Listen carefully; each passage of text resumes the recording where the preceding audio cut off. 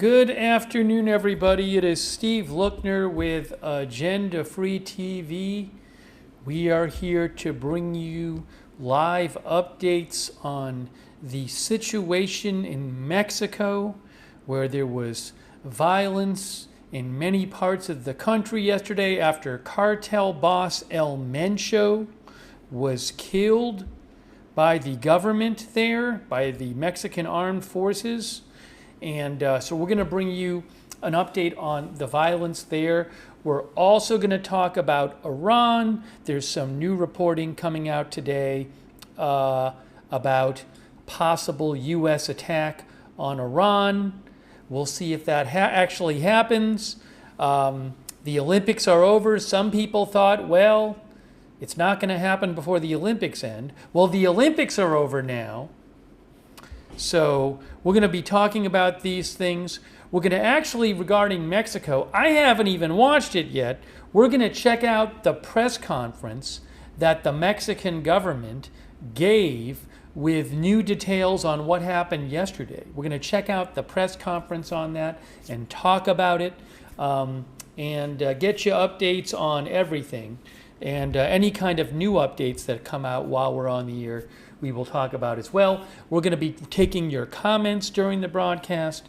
You can write to me at @Lookner on X. You can, and I will be looking in the chat.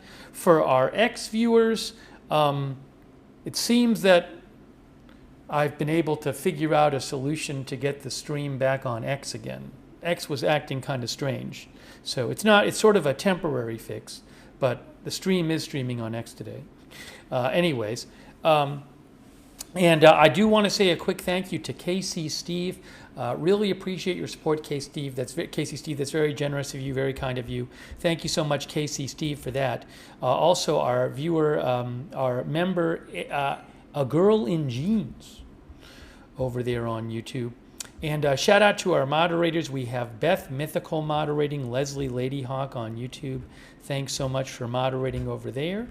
And I want to thank our other moderators as well. Roberts May Queen is moderating. Thank you. And hold on a moment here. Just hold on a moment here. Thank you to our Facebook moderators. We have moderating right now Paul Anderson, Margaret Riley, Kay Lowry Body, all moderating. Hey, thanks Barry Eisler for subscribing, Christy Claff for subscribing on Facebook as well. Much appreciated. And our Twitch moderators, shout out to our Twitch moderators as well. LB Prairie Dawn and Matthew Kohai 3 are over there moderating right now. Thanks Visanon. I think Visanon yesterday for your support on Twitch. So again, we're going to talk about both the violence in Mexico and Iran updates today. I think we're going to start probably with Mexico in the press conference. Let me take some comments first, though. Yes, I am still away. I'll be going back to Boston soon, and yes, I am missing a big blizzard there today. Okay, let's see here. I want to mention one other thing before we get into anything.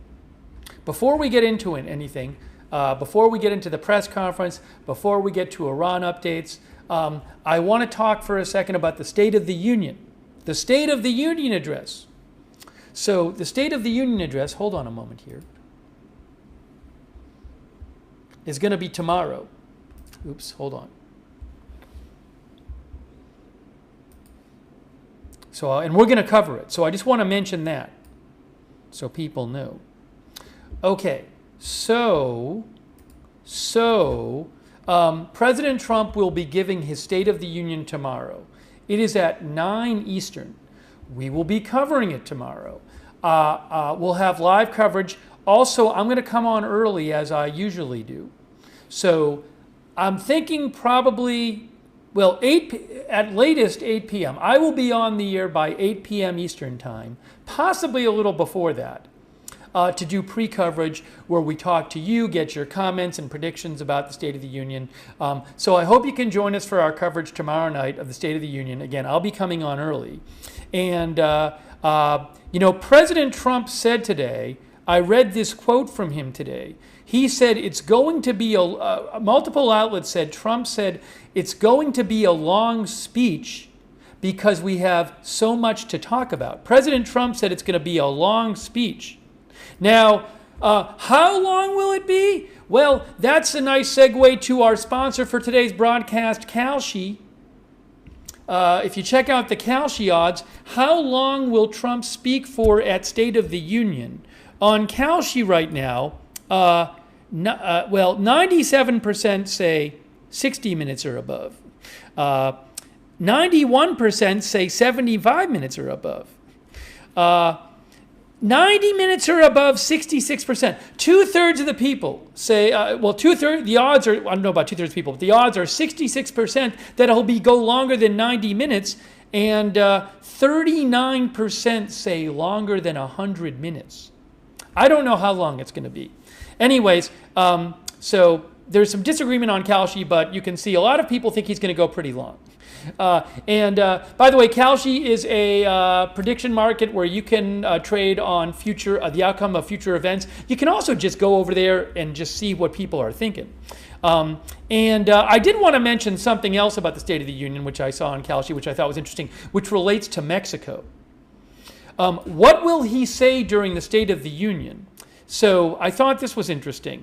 Given what happened, all the stuff going on with Mexico, which we're going to be talking about, and the violence yesterday, and also remember that the Mexican government said that U.S. intelligence helped with the operation yesterday to get El Mencho, and also multiple outlets reported that a U.S. military task force was helping out in the operation against El Mencho. So I was thinking, maybe President Trump will talk about the whole Mexico situation in his State of the Union. And if you look on Kalshi, it says, what will Trump say during the State of the Union? And the odds right now are 84% that he mentions fentanyl/cocaine. And then there's another one here. I think, is it high? Where's cartel? Oh, the odds are 87% that he'll say cartel. So a lot of people think he'll talk about this on Kalshi.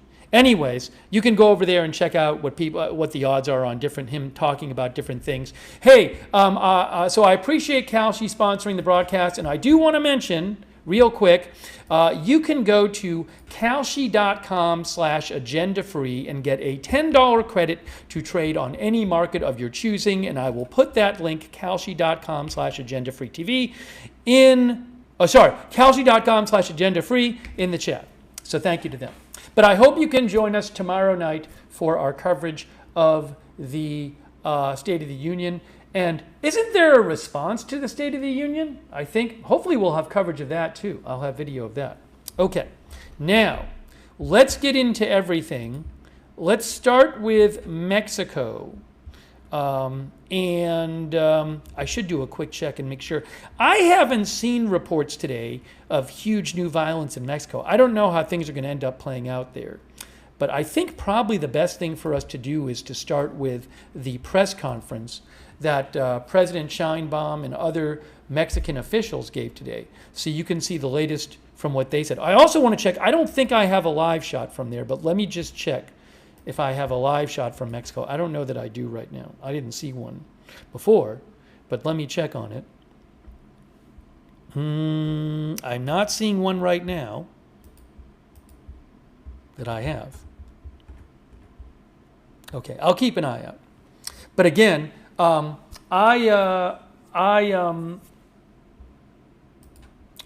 haven't heard of like huge violence today, but I'll be keeping an eye out for that. Give me a moment here. Let me just check one other thing here. Yeah, no live shot right now from Mexico that I have. Okay. Let's see. Our viewer for reals says these things in Mexico are usually just a day thing unless it's something else influencing it. Well, I mean, given that, my thought was, given that yesterday, the Mexican government killed a man who I saw described by some outlets as the most powerful cartel boss in Mexico. I was thinking, it might not be a one-day thing, but who knows? I don't know if there's more. I hope there's no more violence, but I mean, it seems like this isn't. From what I understand, this is not going to mean the end of the cartel. So I don't know how things will be playing out in the coming days. And let's see here. By the way, our viewer Pizza City thinks Trump is going to be doing his campaign rallying speech tomorrow. We will have live coverage. Our viewer English Militia says, isn't it the U.S. administration that pushed for El Mencho to be removed before the World Cup? That I don't know. I don't have any kind of detailed information on the specific degree to which the U.S. government was involved or pressuring Mexico. There's speculation that this operation may have been carried out because the U.S. was pressuring Mexico, but I'm not sure. Let's see here. And, hold on a second. One of our viewers mentioned.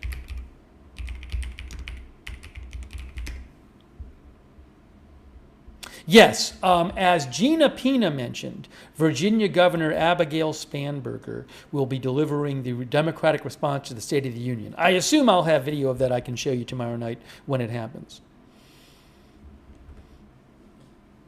Okay, so why don't we start looking at the press conference that was given today by Claudia Sheinbaum. We can watch it together, and other Mexican officials. We can talk about it during it, okay? I think that's the best place to start on this. Let's start on this here. Warren is watching over on X. Hey, a quick thanks to Kenneth Colton. Kenneth says Boston could get 2 feet of snow. Stay safe out there, kids. Hey, thanks, Kenneth Colton. Also, Lidwine Elizabeth. I appreciate that, Lidwine. Thanks for your note. And I appreciate your note very much. And thanks for your support from all the way from Europe, Lidwine Elizabeth. That's very nice of you. Thanks also, Hannah Williams, our member. Endless XX, our member. Kelly C., our member.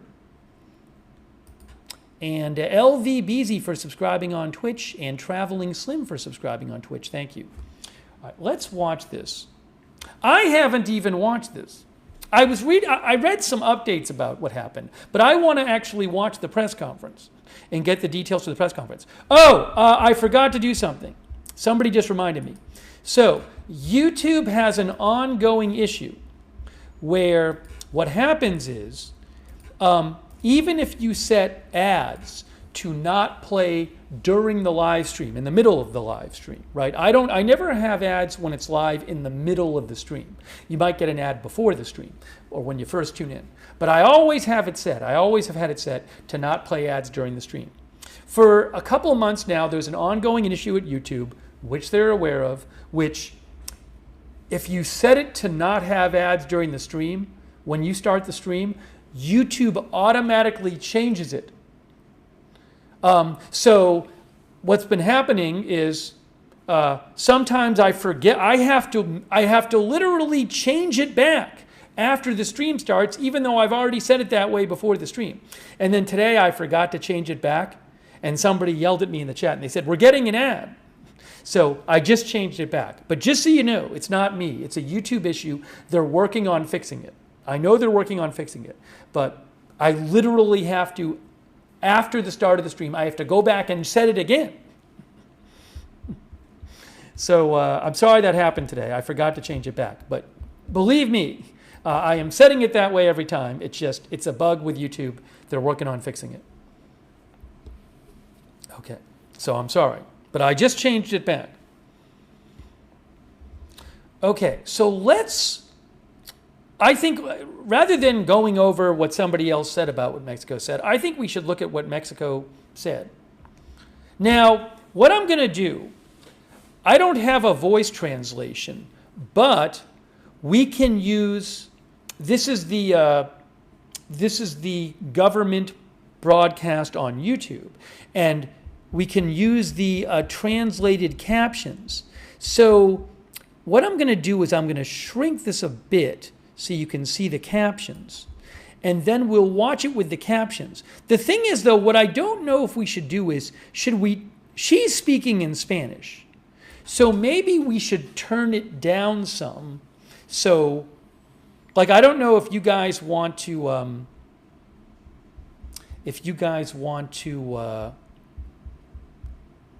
I can read the captions as they come out.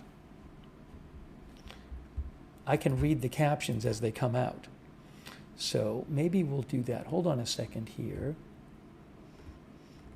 Give me a moment.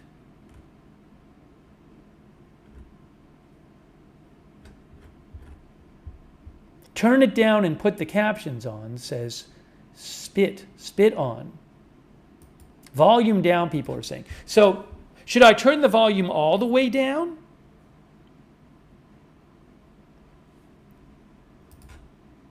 Or just most of the way down? Maybe most of the way down? Let's try this. I don't know that we've done this before.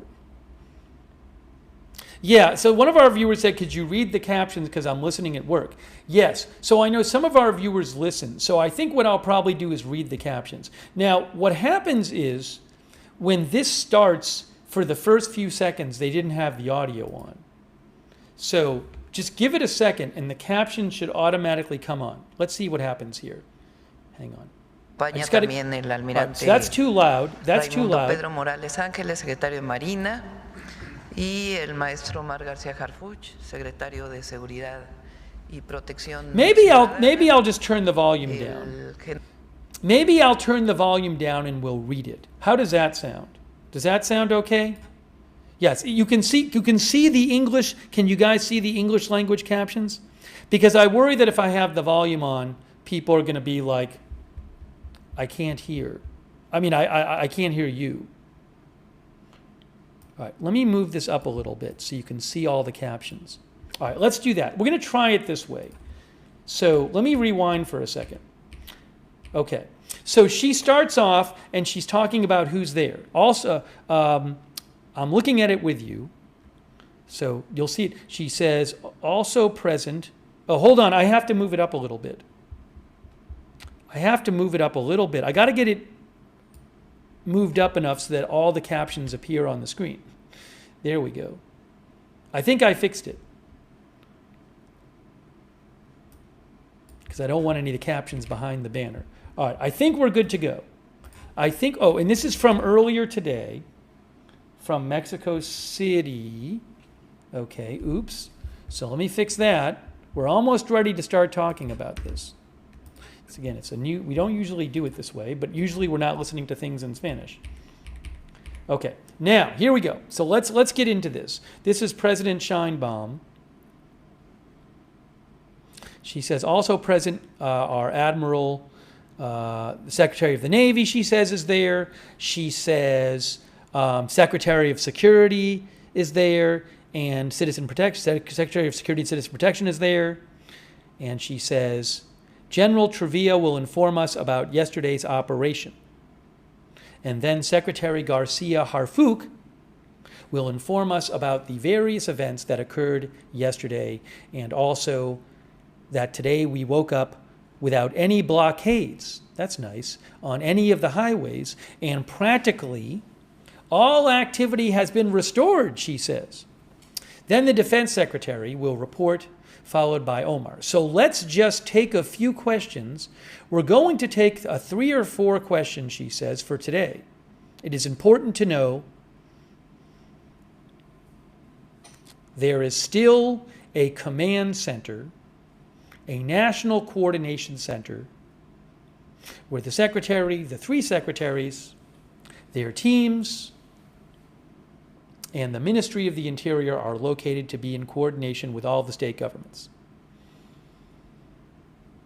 Yesterday, after the operation, this command center was set up, and I want to thank all the governors because honestly, governors, everyone was in coordination with a lot of information, she says. This is President Sheinbaum speaking.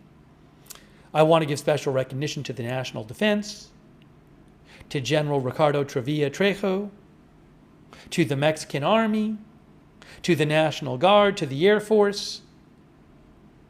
And Mexico really does have extraordinary armed forces, she says. They are well-prepared professional men and women with great vision, a lot of patriotism, with enormous preparation. Our condolences to the families of the members who lost their lives yesterday. We're going to hear about people losing their lives, I believe. And our greatest recognition, the people of Mexico should feel very proud of our armed forces and the security cabinet we have. They are great men and women who are always willing to give their lives. And the most important thing at this moment is to guarantee the peace and security of the entire population of all of Mexico. And that's what's being done today. Hey, a quick question. Okay, so this is how I've set this up. Again, we're listening to President Sheinbaum. It's in Spanish, so we have to do something to translate it. I'm using the captions that are auto-translated by YouTube, and I'm reading them for people who are listening. Is everything going okay? I don't know that we've ever done it this way before. So, chat, are we good? People can see the captions. They can hear me if they need to, correct? People are saying it's okay. I just want to check. Okay. All right. People are saying it's fine. All right. All right. So here we go. Let's continue. Let's continue here. She says, there is more peace now, and there is a government. There are armed forces. There is a security cabinet. There is a lot of coordination. So you can rest assured that peace, security, and normality are being safeguarded in the country. Okay, I'll give the floor to the Secretary General. Here is the Secretary General. Maybe he's with the armed forces. I forgot exactly who he is. I'm sorry, but we're going to continue. He says, "Good morning, everyone. Thank you very much for your valuable insights, Madam President. That motivates us to work every day for the benefit of the population. And I would pass on those comments you made to all the staff deployed throughout the country." Well, regarding the operation that took place yesterday, as background, I can tell you that Rubén N., alias El Mencho, is the head of the Jalisco New Generation Cartel. He began his involvement in drug trafficking in the 1990s in Michoacan as a member of the Valencia or Milenio Cartel. From that date, it began to be considered a relevant target. Subsequently, in May 2016, the United States added him to its list of most wanted fugitives, and he was wanted by a court in the Western District of Texas. In August 2018, the Attorney General's office offered a reward of 30 million pesos for information leading to the capture of El Mencho. In December 2024, the United States government offered 15 million US dollars for information leading to the capture of this person. With central military intelligence and complementary information from the institutions of the Security Cabinet and also from institutions of the United States, the National Defense Secretariat tracked Mencho's network of connections until the conditions were right to plan an operation to arrest him. This was what happened yesterday, this operation. As you well know, the intelligence process is very complicated. It requires a lot of time. It requires gathering a lot of information, a lot of data, a lot of clues from various national and international sources. There are agreements that Mexico has, even with other countries, with other organizations, Interpol, Europol, and we as armed forces have also strengthened that relationship with the Northern Command of the United States. And that exchange of information is extremely important, he says. On February 20th, through Central Military Intelligence work, a trusted man of one of Mencho's romantic partners was located, who transported her to a facility in the town of Tapalapa, Jalisco. I want to just replay this because this is important. So he is talking about right here how they found out where El Mencho was. And they were tracking a man who was close to one of El Mencho's romantic partners. So let me just rewind a second. I just want to clarify that that's what he's talking about. I believe it's one of, if I have it right, because it might be a little confusing with the translation. So I just want to make sure that we're getting you the correct information. As I understand it, I saw it was one of El Mencho's. It's a man they tracked a man who was close to one of El Mencho's romantic partners. We can talk more about the details of this after, but I just want to clarify that's what he's talking about. Okay, so let's go back for a second. Sorry to repeat, but I thought that was important to clarify that. Okay, here we go. On February 20th, through Central Military Intelligence work, a trusted man of one of Mencho's romantic partners was located, who transported her to a facility in the town of Tapalpa, Jalisco. This romantic couple met with El Mencho at that location, and on February 21st, they left the property. Information was obtained that El Mencho remained at that location, he says. El Mencho stayed there with a security perimeter. The planning of the operation takes place on February 21st. It is doctrinal. It is an axiom in the military operations that are carried out, those carried out by the armed forces of the whole world, that whoever executes the operation is the one who must plan it. In this case, it was the Special Forces personnel and the immediate reaction Special Force personnel of the National Guard of Mexico who planned the operation, he says.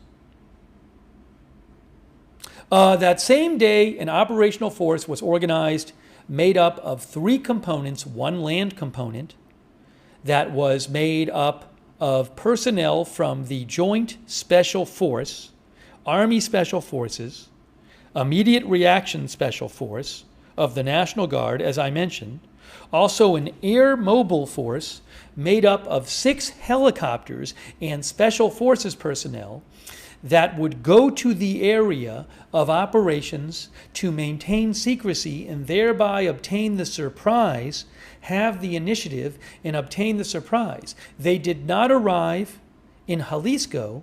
This force was on alert in some places in states bordering Jalisco.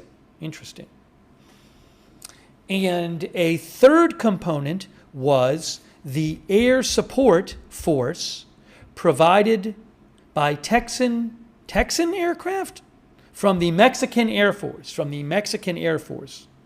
Once the presence of El Mencho was confirmed yesterday on February 22nd, hold on a second. I got to go back 5 seconds here. Let's just go back to what he was saying 5 seconds ago. He said, once the presence of El Mencho was confirmed on February 22nd, that is during the night,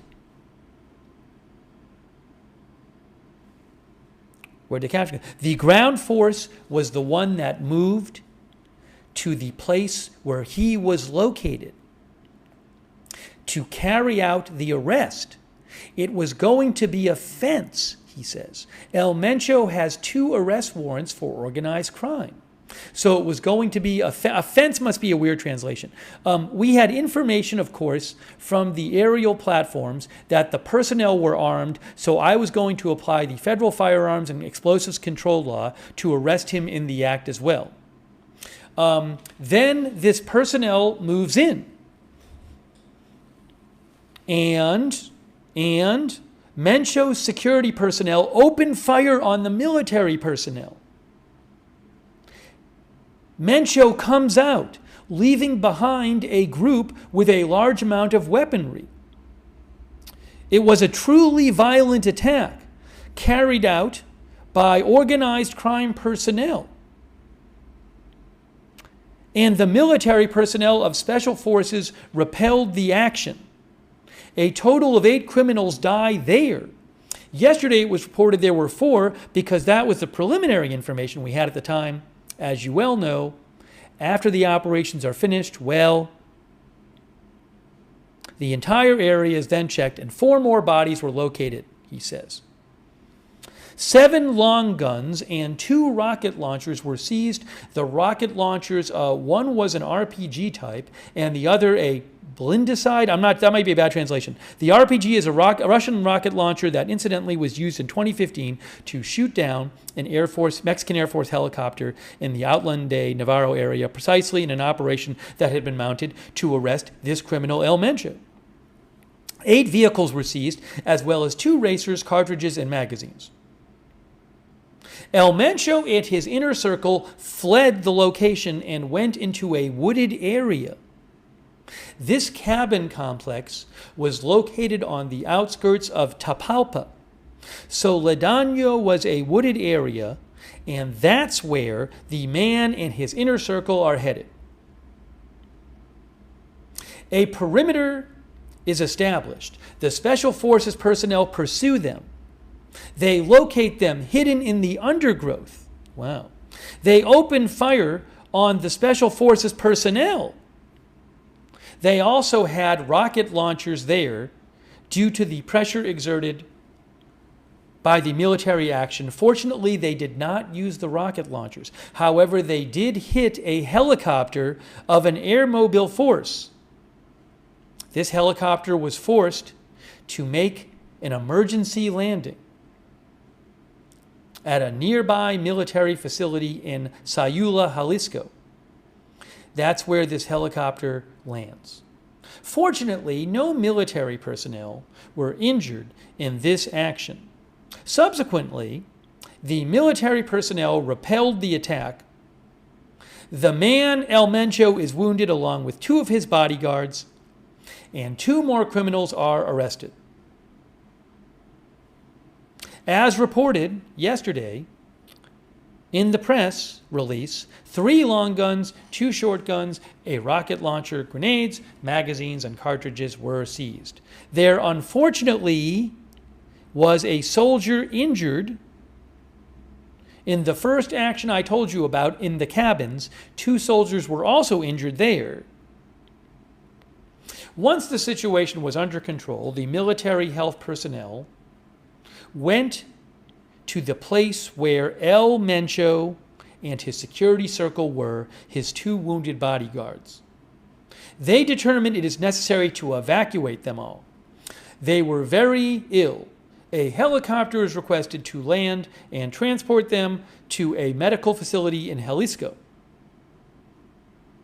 And then El Mencho, his 2 bodyguards, and the wounded officer are transferred. Unfortunately, they die en route. Because of this, it was decided at that moment that the helicopter should go to the Morelia International Airport in Michoacan, where there is a CASA aircraft of the Air Force.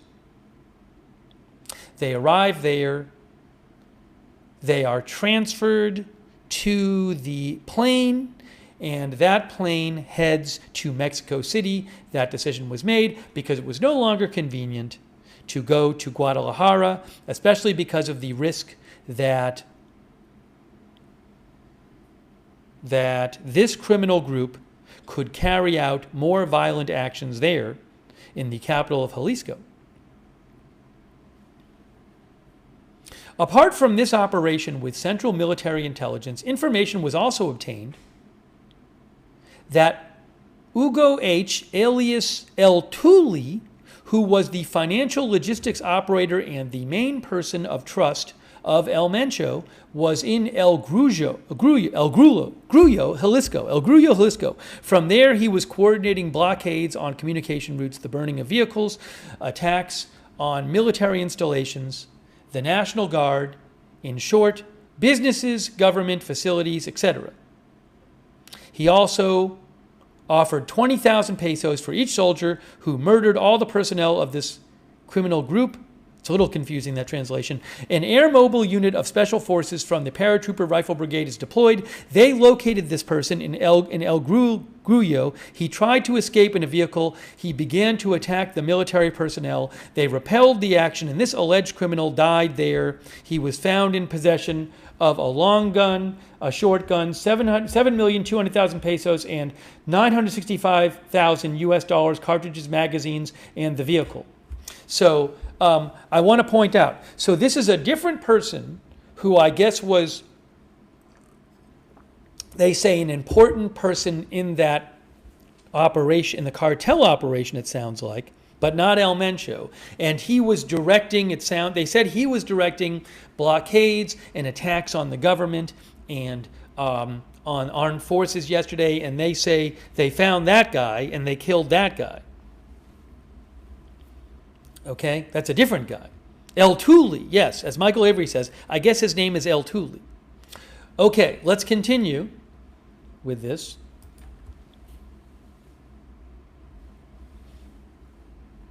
The detainees and seized items were placed at the disposal of the Specialized Prosecutor's Office for Organized Crime Offenses of the Attorney General's Office of the Republic. Yesterday, more military personnel were transferred. By the afternoon, everything was returning to normal. There were no more blockades. They weren't increasing them, but it was still decided to strengthen the presence of the military personnel and Special Forces personnel. Were sent in 3 Mexican Air Force planes, and they are also going to concentrate. They have been concentrating since last night, and still today, more military personnel from the center of the Republic and also from the states surrounding Jalisco to total 2,500 reinforcements, he says. There were already around 7,000 troops stationed in Jalisco, so it will be reinforced. The intention is primarily to have a deterrent effect with the presence of this personnel, sounds like in Jalisco. He says, I'd like to take this opportunity to offer our condolences to the families of our colleagues who lost their lives.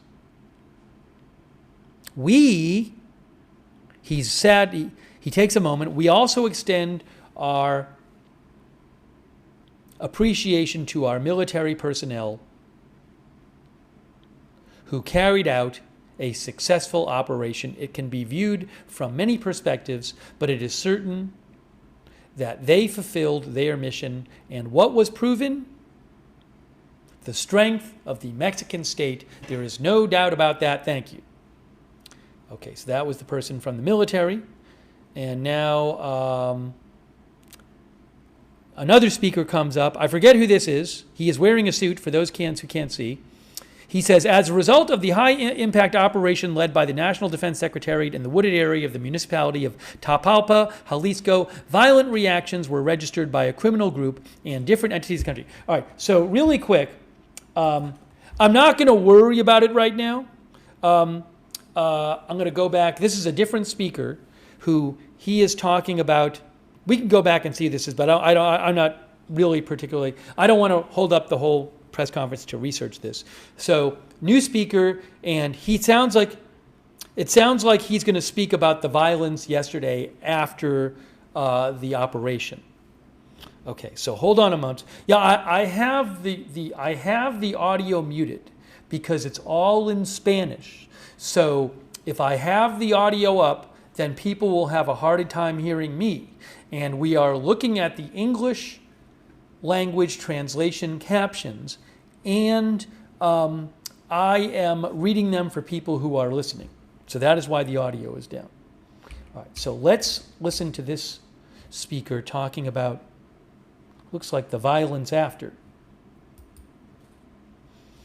Okay, he says, good morning, good morning. As a result of the high-impact operation led by the National Defense Secretariat in the wooded area of the municipality of Tapalpa, Jalisco, violent reactions were registered by a criminal group in different entities of the country. Mainly road blockades, burning of vehicles, attacks on gas stations and banking establishments and institutions, as well as cowardly aggressions, authorities, and fires.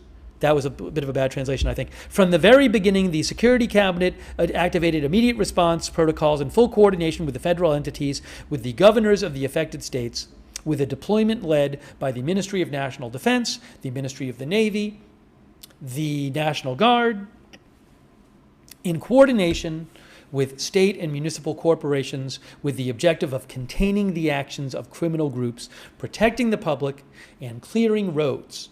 And restore mobility. A command center was immediately set up with personnel from the Defense, Navy, and National Guard working in full coordination and communication with state authorities, which ensured that by the end of the day, there were no violent incidents in the country like those recorded on Sunday.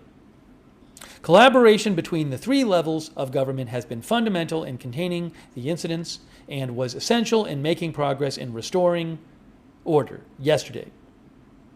Most of the blockades on the roads yesterday were removed, and today we are in a completely new situation with no blockades.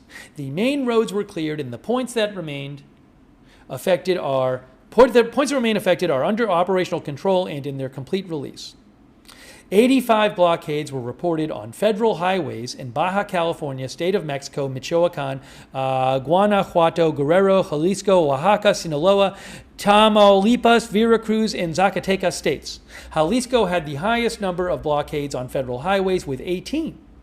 In other states, isolated events and blockades were recorded, which were addressed immediately, with no additional incidents reported. 70 people were arrested in 7 states of the Republic, he says, in cowardly attacks following the operation to arrest El Mencho. 27 cowardly attacks against the authorities were recorded. In Jalisco, 6 attacks were recorded where, unfortunately, 25 members of the National Guard, 1 custodian, and 1 member of the State Attorney General's office lost their lives. I want to stop that for a second. So, he is talking about violent attacks on the authorities, on on Mexican law enforcement and military, it sounds like. And he said in Jalisco, 25 National Guard lost their lives. So that was something.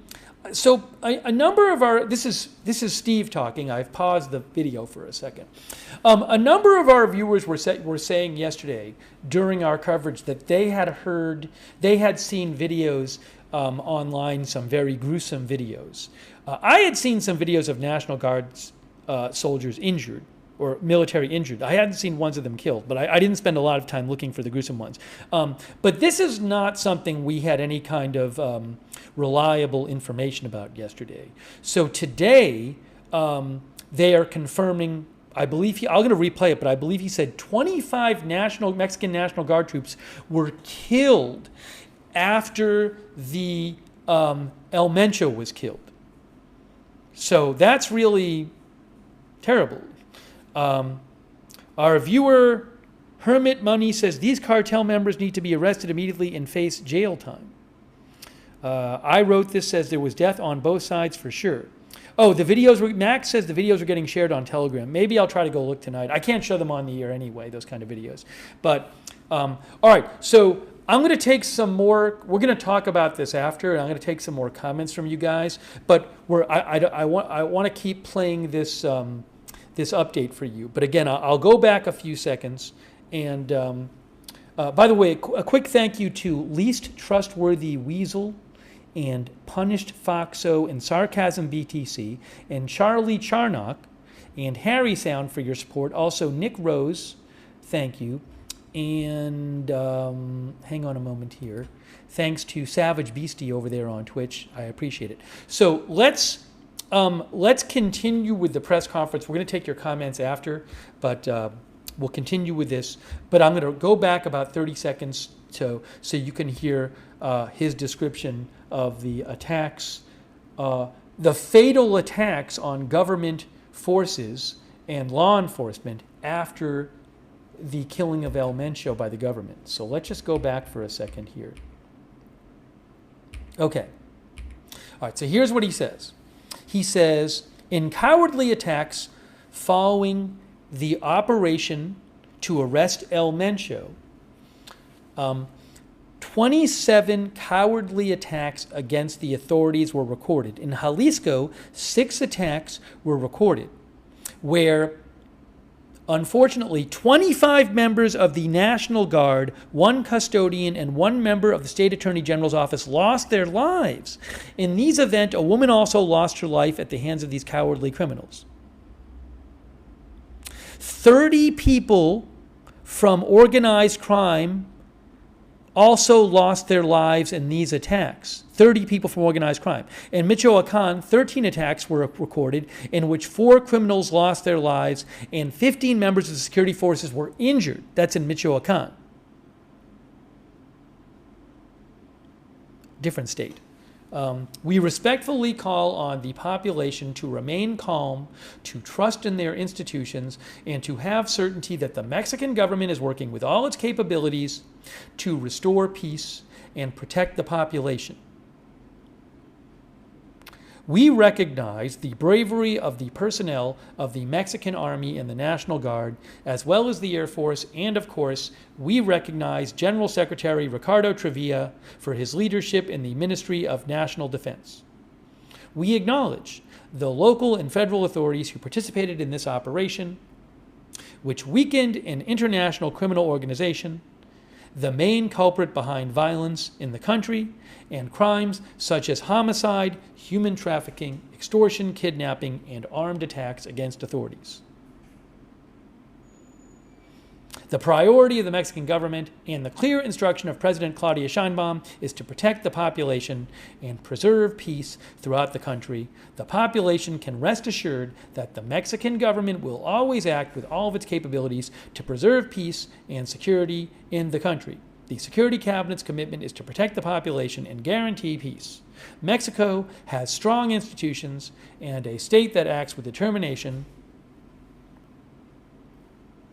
We will continue keeping the public informed in a timely manner today. Today, the command center will continue operating, informing the public of all events happening in the country and ensuring restoration of order. Thank you so much, he says. Okay, President Sheinbaum is now stepping up to the microphone again. This is President Sheinbaum. She says, thanks, Omar. It is important for you to know that the Secretary of Infrastructure, Communications, and Transportation was in the cabinet this morning, as well as Director of Federal Electricity Commission, and all the roads are clear today, she says. There are no problems. You can drive now. Anyway, the command center is obviously maintained, but they are free. Some flights were suspended as a precaution by the airlines themselves, particularly to Puerto Vallarta, and we expect that during the course of today, or at the latest tomorrow, all flights will be restored. This information is important so that everyone has it. Okay, let's get to the information. She says, see. I think she's starting to take questions here. I think this is where she starts to take questions. Good morning, Madam President. Manuel Pedrero of the MX Reporters says, first, the identity of El Mencho's body was successfully identified, as well as that of the lieutenants who accompanied him on this transfer via the Air Force flight. Madam President, the Attorney General's office...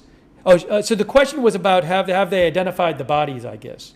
All right, let me just go back 5 seconds. It was a little confusing here. So the questioner is still saying, hold on. The Attorney General's office has confirmed that, yes, the official says they have already identified and confirmed the identities of these people. The 2 who were with him, El Mencho, did they have any rank within the cartel, like any of the bosses or commanders close to him? Answer: no, they were his security personnel, his close security detail. The other person who lost his life was indeed a commander of the organization, as reported by the General Secretary, nicknamed El Tuli. He lost his life near, it was a different location. Hold on. It's going fast here, so I'm going to rewind for a second. Let's see. He was indeed a commander within the cartel. Have they already made a decision about what will eventually be done with El Mencho's remains? Answer: they are usually claimed by family members and handed over. Very well, thank you very much, Secretary. In another question, we would ask about the weapons. We already talked about this rocket launcher of Russian origin. Ask if the calibers and weapons they used to resist had origins in the United States. Where do these weapons come from? Let's see. Military person is getting up to speak to answer this question. And he says, as has already been mentioned here in discussing the general strategy, he says, 23,000 weapons have been secured so far during this administration. Of those 23,000 weapons, 80% are of North American origin. So in this case, it's more or less the same proportion, he says. Correct. General, taking advantage of the fact that he had the floor, the statement mentioned the collaboration of the United States in terms of intelligence. This is the questioner. To be more precise, where does collaboration with the U.S. government begin and where does it end? Answer: collaboration with the U.S. government has been going on for a long time. During this administration, the relationship with the Northern Command in the U.S. has been greatly strengthened. There has been an exchange of information, of data. It is a very important flow of information. And that's how we also got to this specific case with the various U.S. authorities, he says. The initial location of the area and other aspects were determined with military intelligence personnel. There was other data that was provided to us by the United States authorities. We recognize the work of, what does he say, Look, that national security strategy whose results are reported here every 15 days, and there are already more than 43,000 detainees, more than 23,000 weapons, more than 320 tons of drugs seized. Also, these methamphetamine labs and production centers, more than 2,000, if I remember correctly to date. It is a result of the strategy that was implemented starting on October 1st. You are very familiar with the 4 axes. Pay attention to the causes. That's extremely important, he says. It demonstrates how organized crime is finding it increasingly difficult to recruit young people. It is a very important indicator that this first axis of that strategy is working. The second focus, which is strengthening the National Guard, is slow and very complicated because it requires fully structuring an organization of this nature. But it is being achieved and significant progress is being made. The third axis, intelligence, he says, what we just mentioned is intelligence and judicialization, and fourth, coordination. The latter two are done at the national level, but have also been applied with other countries, in this case with the United States. So that's how information flow has been, and that's definitely the strategy. Questioner, thank you. Secretary. Lastly, I'd like to ask about many linked social media accounts. It's important to say, the Secretary said that the operations, all operations, are carried out by federal forces. Claudia Sheinbaum is talking now, President Sheinbaum. There is no participation of U.S. forces in the operation. What we have is a lot of information exchange. As we have said here several times, the understanding with the United States is fundamentally based on the exchange of intelligence, President Sheinbaum says, and information. In this case, there was information provided by the United States government. They even issued a statement intelligence, but the entire operation, the president says, from its planning onward, is the responsibility of the Mexican federal forces, in this case, the Secretary of National Defense, she says. That's from President Sheinbaum. That's what she said. Okay. On social media, many accounts linked to organized crime and drug trafficking began using the artificial... What is this? Oh, this is more of a question. Hold on a second here. Let me just rewind the question. The questioner says, on social media, many accounts linked to organized crime and drug trafficking began using the AI tool at the time of the operation. I'm not sure what this means, which essentially sowed panic on the social networks. Unfortunately, some media outlets also picked it up, asked them if they had already identified those accounts, and if the cyber police will take action, because it is also used to sow panic among the population. Okay, I think maybe this... I paused it for a second. I think maybe this question is about possibly accounts posting fake AI videos, because during our coverage yesterday, I showed you the Mexican government was posting examples of videos that they said were false videos. I don't know if that's what the question is about, but I do know that that was happening yesterday, that we read you posts from the government where they said, look, these videos are false. So the question is something about people using AI during the violence yesterday to sow chaos and make people afraid, that kind of thing. So let me play you the response to this. The response from President Sheinbaum is, let's see. She says, hang on. Yes, several accounts have been identified, but a more in-depth... oh, this is not her. This is one of the other officials. More in-depth investigation is underway to determine which one has a direct connection to a criminal organization. There are others that, as you well know, were only dedicated to spreading information, but without a criminal connection. That would all be for me. That was another official, not Sheinbaum. And then President Sheinbaum says, wait, hold on. She says, thank you, Madam President. Oh, somebody else is asking. I don't know if the Secretary of Defense or the Secretary of Security could give us, this is the questioner, a little more clarity about what intelligence input the United States shared in order to be able to create this net and arrest this person. Well, to the downfall of the Mencho, specifically what was shared. They were the ones who knew about this romantic couple. They knew about the team that was around him, how he moved, where Mencho hid, or what other intelligence information the United States government shared with you. So that's the question. Okay, military representative getting up and says, in response to this question, everything related, he says, to the romantic partner, their collaborators, their inner circle, that's handled by our military intelligence. There was, and I insist, a lot of very important additional information that the U.S. gave us, but all of that, once integrated and well analyzed, was able to give us the exact location. But the first part of the romantic partner and his close circle and so on, that is the product of intelligence from military personnel. Sounds like he's saying that came from Mexico. Thank you so much. Madam President, the events that occurred yesterday, and as you were just mentioning, there were airlines that stopped some flights to the region.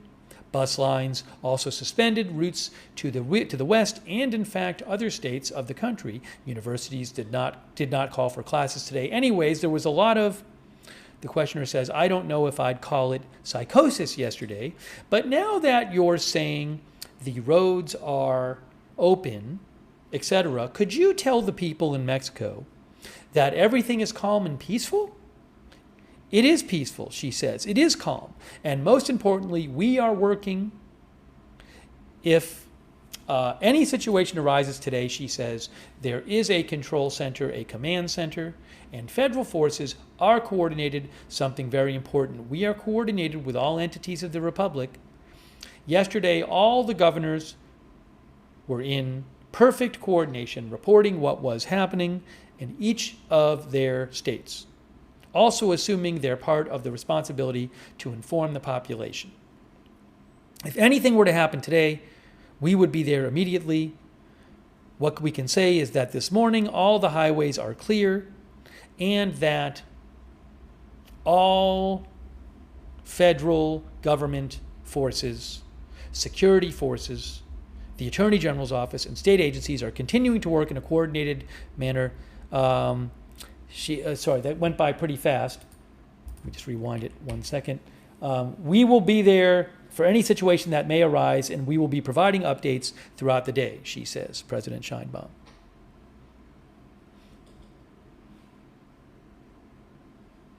Indeed, some universities in some places decided to suspend classes today, and we hope that they can resume tomorrow without any problems. Tomorrow would be, in this sense, the universities, other institutions. Yes, anyway, we'll be checking everything out today, right? Importantly, it is always the responsible way to act. And tomorrow, we hope that everything can return to normal, she says, in all entities. It must be said that in most entities, there were no problems, she says. It's in some specific entities, and we're going to be in contact with the Secretary of Public Education, with Nunez, with the schools, so that the most important thing is that peace and tranquility are restored, governance in the country. So that exists. Governance has always existed. The only issue is these situations that occurred yesterday. We hope that tranquility and peace will be restored everywhere. Questioner: security around you and the secretaries present will be reinforced in the future? By the way, yesterday they said I went on a ship. Who knows what else, says President Sheinbaum. That is not true. It's a lie. Yes, it was an old video, wasn't it? I think it's a video from when we went there, she says, to Guayman, right? Yesterday, I was in, she says, Coahuila first over the weekend. We were in Pasto del Conchos, then in Monclova, then in Saltillo, then in Torreon. Then we went to Gomez Palacio in Durango to see the irrigation district we are building, and I came back, she says, by plane, and I was here, so no particular situation, and the security perimeter around in particular, because obviously the security elements, she says, okay, maybe some missing in the translation there. And precisely this description you gave yesterday, Madam President, how were you informed of these events yesterday? Were you already in San Pedro, or did you stay in Monclova? How did you gradually find out about the events throughout the day? President Sheinbaum, very early this morning, the Secretary General called me, informed me in the morning, she said, of what was happening. And she said yesterday, this is, and I was in contact with the Secretary of Security. I immediately instructed the command post to be put up for all information, and the General Secretary kept me informed, she says. The command center, just to be clear, is virtually connected to the governors. In some cases, the General Secretary was obviously in command center, but they were fully informed, and the Secretary of the Interior and the Secretary of Security were there with their team, she says. And obviously, Marina is also giving her full support.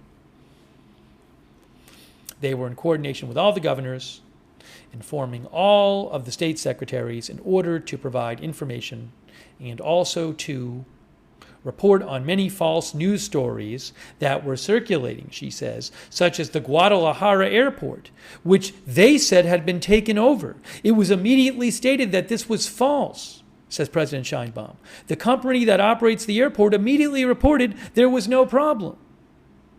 Then it remained in total coordination throughout the day until very late at night, until the early hours of this morning. The command center is still active. It is still active, and the teams are there to keep the entire population informed today. Thank you very much. Okay, another questioner, it looks like. About the topic, let's see. President Sheinbaum said, my colleague, she said. She calls on someone.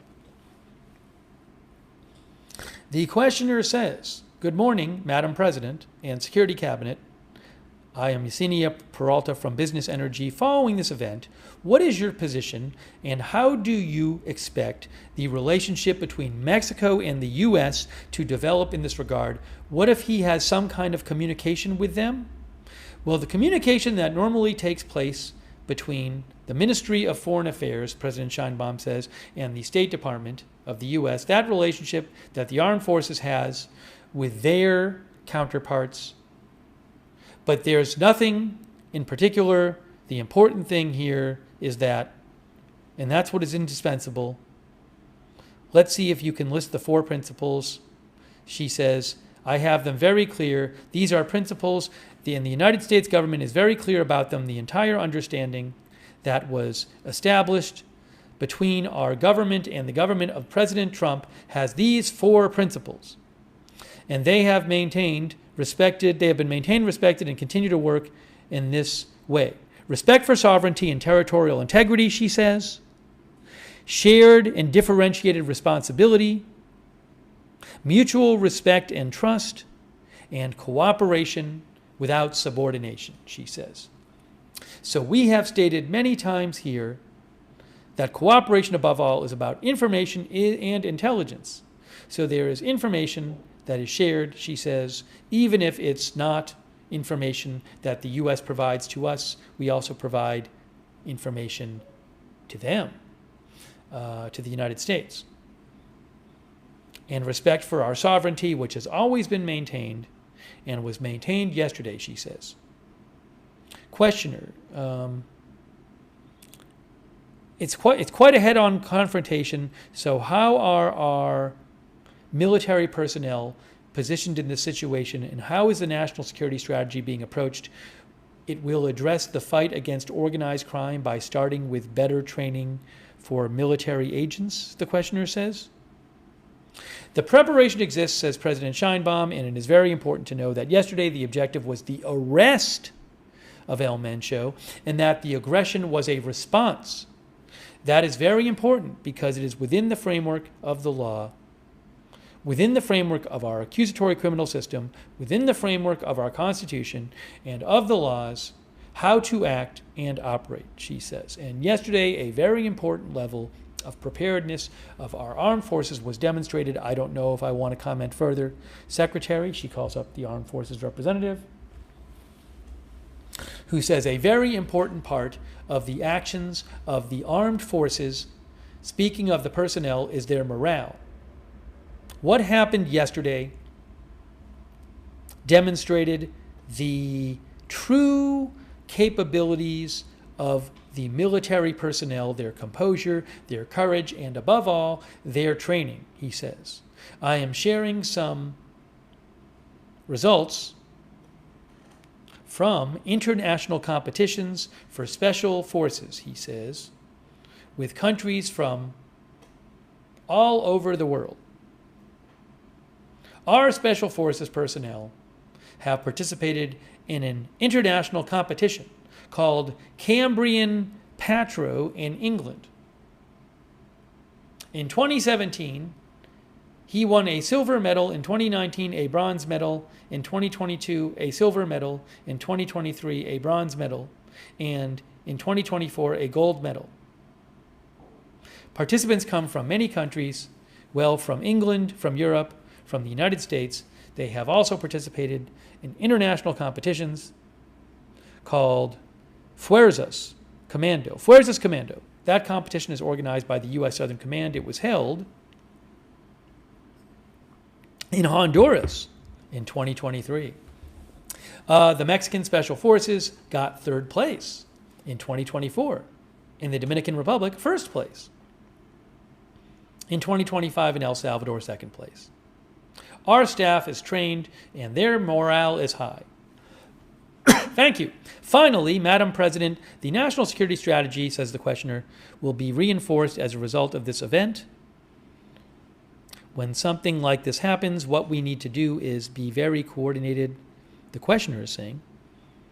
Oh no, maybe she's talking now. Scheinbaum's talking now. And face the responsibility and above all, most importantly, protect the population. What is most important? To protect the entire population, President Scheinbaum says, to protect the people, to protect the town, to protect well, businesses, in short. And that's what was done yesterday, throughout the day, with a lot of coordination, and the security strategy remains as it is with its 4 pillars and 2 central elements, which are to address the causes and reduce and achieve impunity. Thank you very much, Mr. President. Okay, one last question, she says. Let's wrap this up, she says. The President.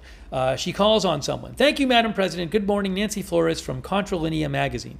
Good morning, everyone. First, Madam President, I want to acknowledge these actions by the armed forces, particularly the Defense and the National Guard, because we know what the Jalisco New Generation Cartel meant, not only in terms of violence, but also in relation to El Mencho, which meant their security circles, I think she meant El Mencho, security circles and the discretion of which their communications were handled. Second, we express our solidarity with the families of the soldiers who lost their lives in this action, and also with the families of the civilians who were injured or killed in this same operation. This is the questioner talking. Madam President, ask her, Madam President, about this restructuring that will take place in the cartels. It is always known, or historically it is known, that when leaders fall, new heads emerge, and that it is, let's say, a kind of forced replacement. But in the end, the cartels continue to operate, the questioner says. To know if there will be any particular reaction or what the strategy will be to prevent this from happening and to ensure that the weakening suffered by the Jalisco New Generation Cartel is decisive, the questioner says. Okay, I think it maybe is the federal prosecutor getting up and speaking. Anyways, he says, of course, with the considerations you mentioned, the Security Cabinet is working on being prepared for any type of eventuality. As the President already said, that is the priority, is the protection of the citizens. We are very attentive with the command center installed for any type of reaction or restructuring within the cartel. First, that it's going to be violent, he says. So we are prepared for that. And we are working on reinforcing the area as well. And about the other organizations, because sometimes what happens is that they begin to expand or take over. In this case, it would be more like what you mentioned, the reorganization within this criminal group in the state of Jalisco. Will some ringleaders be given special attention? There is already a particular focus on monitoring several leaders of this criminal organization, he says. Thank you, Madam President. I also asked about the issue of money laundering because General Trevilla was reporting on the power in weaponry above all and also in personnel and the safe houses that organized crime has. All of that is a product of money. I'd like to ask about the anti-money laundering strategy. We know that there were already long-standing investigations into shell companies and established invoicing companies. In this case, in Zapopan, there has also been the issue of fraudulent invoicing companies and shell companies in Sinaloa and other states. Let's see how this matter progresses, the questioner says. President Sheinbaum, well, WIF has been doing a great job, and particularly as I mentioned, President Sheinbaum says several months ago, one of the central issues with which we aim to raise more resources this year is to work against fraudulent invoicing companies. Some of them are linked to crime. Others are not white-collar criminals, but it is crime, but it is a different kind of crime. And there is a working group with the SAT, the Attorney General's Office, the WIF, which are the Fiscal Prosecutor's Office, that are working on the issue of money laundering and fraudulent invoicing, obviously with the Security Cabinet, which has to do with organized crime. Regarding these investigations, we know that the Attorney General's Office and the Financial Intelligence Unit are conducting investigations, particularly into law firms that are not only criminal lawyers, but also tax lawyers involved in advising drug cartels on how to establish or set up these shell companies. I think this is the questioner talking now, in phantom companies. Beyond the litigation activity to which all human beings have the right to defense, there are also, the questioner says, legal firms advising on matters related to money laundering. We would like to know if they have been informed about the progress of these investigations. Well, yes, I've been informed, President Sheinbaum said, but until we're further along, we can't give all the information. What I can tell you, the president says, is there is a working group reviewing fraudulent invoicing and money laundering, she says, involving various institutions, and I hope that we can produce results very soon. The questioner says, I would also like to ask if the international experience on the subject of cartels will be taken into account in the Colombian case. In particular, what was done was to call on the drug lords to surrender voluntarily in exchange for not being extradited to the United States. This was moderately successful in the Mexican case, as it was to avoid these confrontations and this violence, and to prevent the drug lords themselves from dying as part of these actions. They also carry out to confront the armed forces. I wonder if Mexico would at some point call for them to surrender voluntarily, the drug lords. President says, I mean, that calling is always there. What we haven't considered is the issue of extradition. Well, the Security Cabinet works every day, and there are important results. The reduction of homicides, of high-impact crimes. What matters most to us is the safety of the people. That is why, for example, in the crime of extortion, we are focusing very heavily on eradicating extortion in our country, which greatly affects the population. And at the same time, we are following up on special targets, as was done yesterday by the Security Cabinet. So, there is coordinated work that has yielded results, and we will continue to deliver results, and people can know that we are working every day for their safety and peace, and that there is a government and there is a Mexican state. Thank you, Madam President.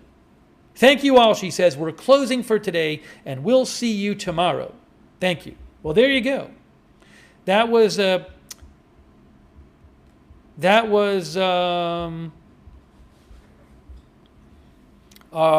president and other officials. I want to take your comments. Let me take your comments on this.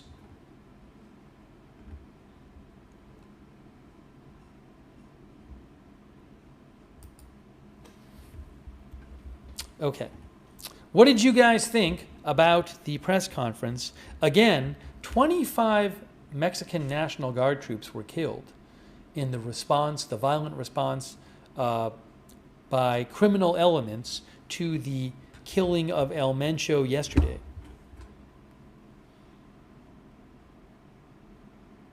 Oh, Los Gatos says Caza plane meant fighter jet, says Los Gatos. That makes sense.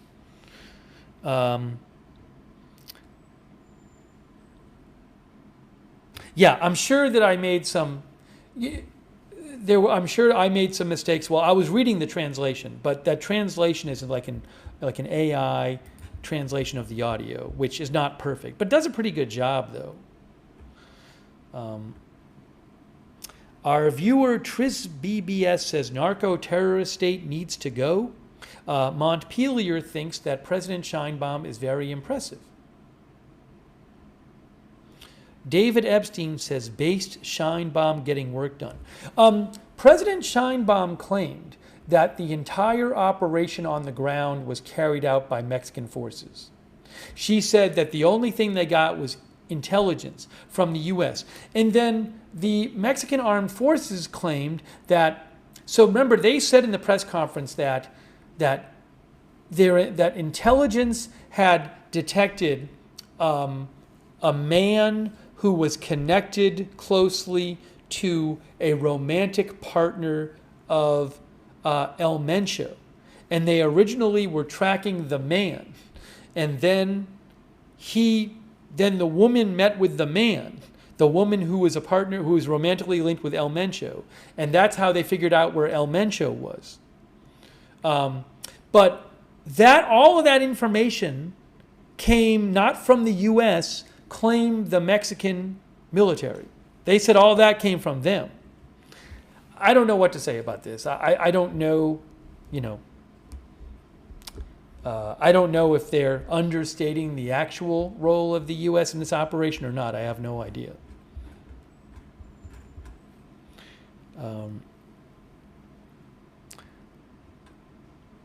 Proxy mentioned the Trump administration last night. Let me read you what, we didn't get to see this on the air, but the press secretary posted about this last night.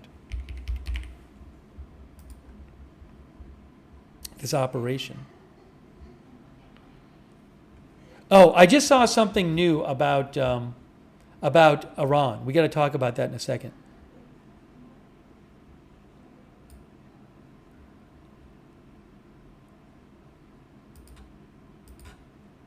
All right. So very shortly, we're going to talk about Iran in just a couple minutes. I do want to mention really quick what Carolyn Levitt said about this operation yesterday. There's a lot of posts on her timeline. I got to go back on my timeline and get it. Here it is, right here.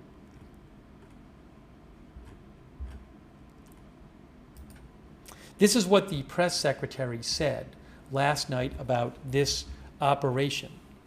She said, the United States provided intelligence to the Mexican government in order to assist with an operation in Palpa, Jalisco, Mexico, in which Nemesio Mencho Oseguera Cervantes, an infamous drug lord and leader within the Jalisco New Generation Cartel, was eliminated. El Mencho was a top target for the Mexican and U.S. government as one of the top traffickers of fentanyl into our homeland. Last year, President Trump rightfully designated the Jalisco New Generation Cartel as a foreign terrorist organization because that's exactly what it is, she says. In this operation, 3 additional cartel members were killed. It's actually more than that, we found out today. 3 were wounded and 2 were arrested. President Trump has been very clear. The U.S. will ensure narco-terrorists sending deadly drugs to our homeland are forced to face the wrath of justice they have long deserved. The Trump administration also commends and thanks the Mexican military for their cooperation and successful execution of this operation. And speaking of the Trump policy on what they call narco-terrorism, in case you missed it, another alleged drug boat was blown up today by the U.S. military. U.S. Southern Command says today, at the direction of Southcom Commander General Francis L. Donovan, Joint Task Force Southern Spear conducted a lethal kinetic strike on a vessel operated by designated terrorist organizations. Intelligence confirmed the vessel was transiting along known narco-trafficking routes in the Caribbean and was engaged in narco-trafficking operations. 3 male narco-terrorists were killed during this action. No U.S. military forces were harmed.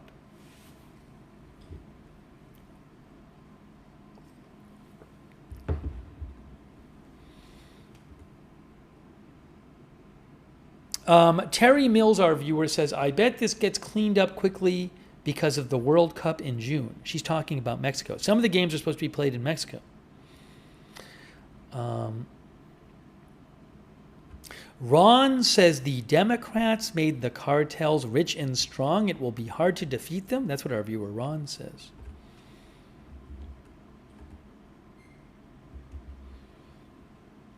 Evelyn in Maine thinks the action yesterday was a show of power. Evelyn said in a show of power, the cartel frequently releases images of its members showing off weapons and armored vehicles. So our viewer Sydney thinks the romantic partner story is a lie. That's an interesting claim, Sydney. So something I was actually wondering. I was wondering about this today. And I should have mentioned this before, so I appreciate Sydney bringing this up. Is it possible, when I first heard that, that the Mexican government came out today in the broadcast, in the press conference, and they just start telling you about this intelligence they have,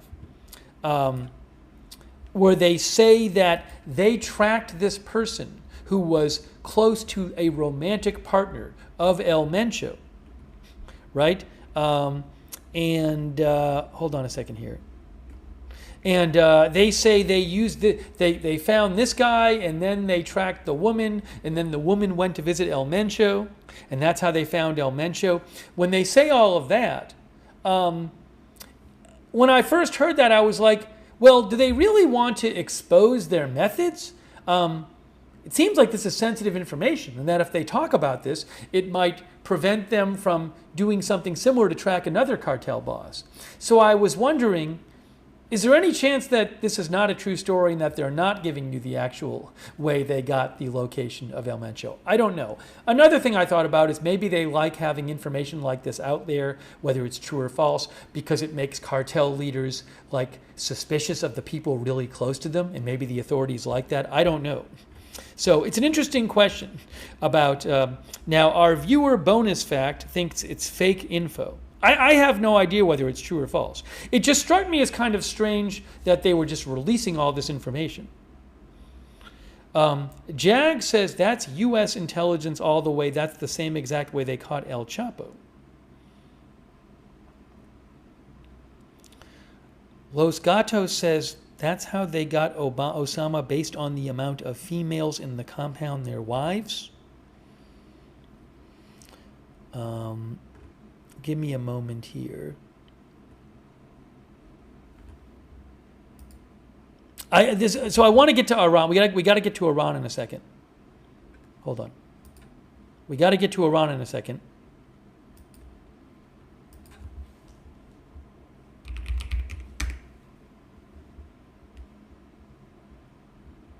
We can come back. We can come back to Mexico and talk about it more.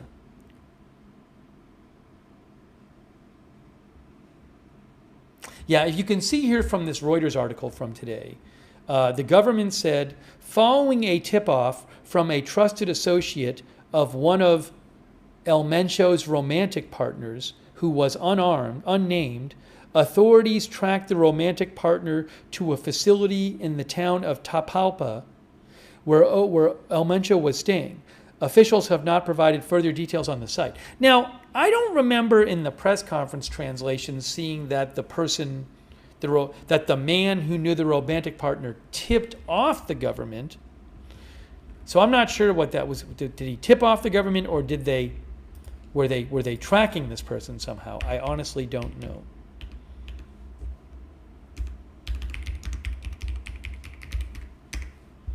Buckminster says, how romantic.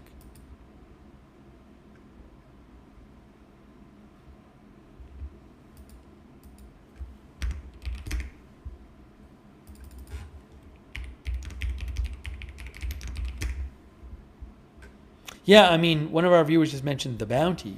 So there was a $15 million reward for I believe for his capture, for information leading to his capture. I don't know about killing him, from the U.S. Hold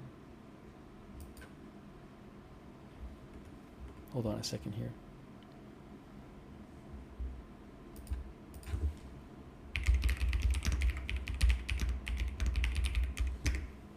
Fred Withrow says, sounds like a James Bond plot.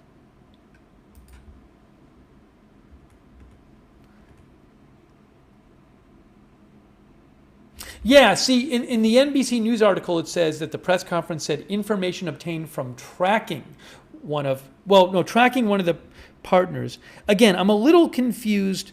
I don't want to get hung up on this right now. They were definitely tracking one of his romantic partners. They said, that's what they said. But they talked about a man who knew the romantic partner. And I don't know if they're saying that the man who knew the romantic partner tipped them off, or they were tracking the man who knew the romantic partner, and that's how they found the romantic partner.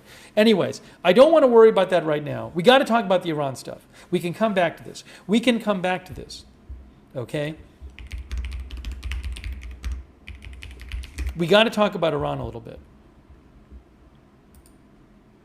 Yeah, the arrest for El Mencho was for information leading to the arrest and or conviction of El Mencho. It doesn't say his killing. So I don't know if he was technically arrested. If you provided information, I don't know if you'd get the reward because he was not convicted. And I don't even know if he was technically arrested. Rich says the romantic partner's husband. I haven't heard that's who it was. Okay, hang on a moment. Let's all right. Let's go to Iran. We're supposed to be covering both things. President Trump posted a short while ago about Iran. There's some new reporting about the Iran situation. So let's talk about that. We can come back and talk some more about Mexico. We got to switch over. We have to switch over. President Trump posted 16 minutes ago about Iran. So let's switch over and we can come back to it, okay?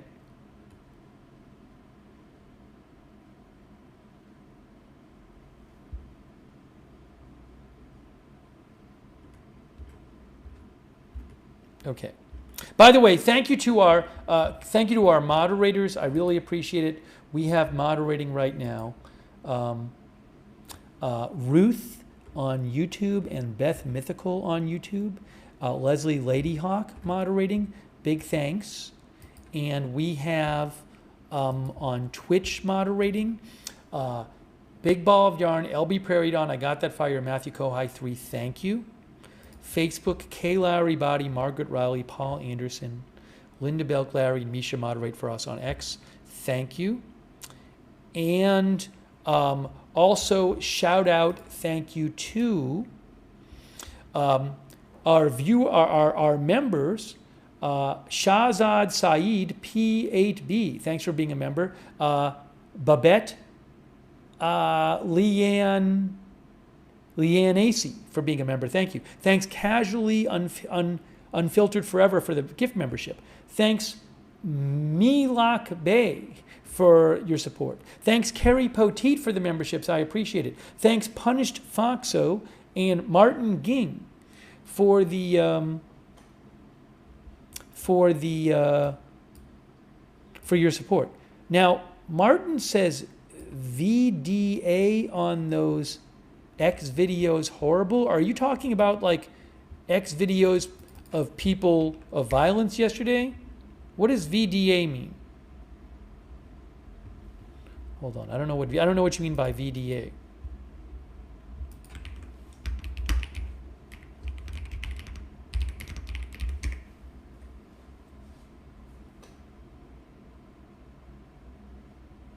I don't know. Okay. And hey, also thank you to, we got to go to Iran. We got to talk about Iran. DC Dog XX for subscribing on Twitch. All right. Let's do this. Let's get caught up on Iran stuff. Right now.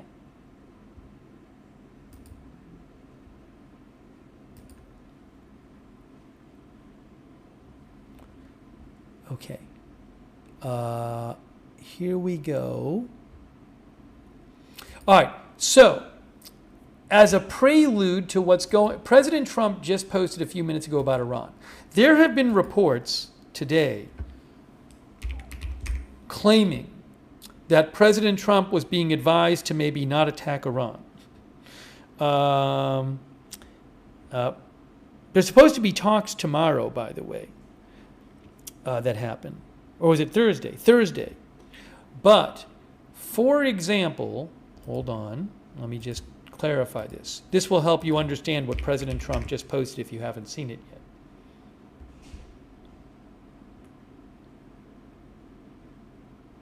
So, for example, Axios is reporting today that the chairman of the Joint Chiefs of Staff, General Dan Kane, has been advising President Trump that a military campaign against Iran could carry significant risks.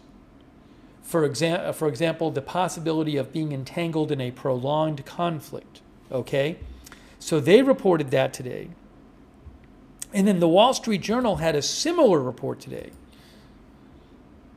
where there's a headline in the Wall Street Journal, which is Pentagon flags risks of a major operation against Iran. And the subheadline is, the warnings have been led by General Dan Kane, chairman of the Joint Chiefs of Staff. So both the Wall Street Journal and Axios today are reporting that the chairman of the Joint Chiefs of Staff, General Dan Kane, is warning President Trump of the risks of an extended military campaign against Iran. Okay? So with that in mind, here is what President Trump posted just 21 minutes ago. Okay? Here's the new post from President Trump. He says, numerous stories from the fake news media have been circulating that General Daniel Kane, sometimes referred to as Raisin, is against us going to war with Iran. The story does not attribute this vast wealth of knowledge to anyone and is 100% incorrect, says Trump. General Kane, like all of us, would like not to see war, but if a decision is made on going against Iran at a military level, it is his opinion that it will be something easily won. He knows Iran well in that he was in charge of Midnight Hammer, the attack on the Iranian nuclear development. It is a development no longer, but rather was blown to smithereens, says Trump, by our great B-2 bombers. Raisin Kane is a great fighter and represents the most powerful military anywhere in the world. He has not spoken of not doing Iran or even the fake limited strikes that I have been reading about. He only knows one thing: how to win, and if he is told to do so, he will be leading the pack. Everything that was written about a potential war with Iran has been written incorrectly. President Trump says everything that has been written about a potential war with Iran has been written incorrectly and purposefully so. I am the one that makes the decision. I would rather have a deal than not, but if we don't make a deal, it will be a very bad day for that country and very sadly its people, because they are great and wonderful, and something like this should never have happened to them. So that's from 20 minutes ago from President Trump. Well, 23 minutes ago.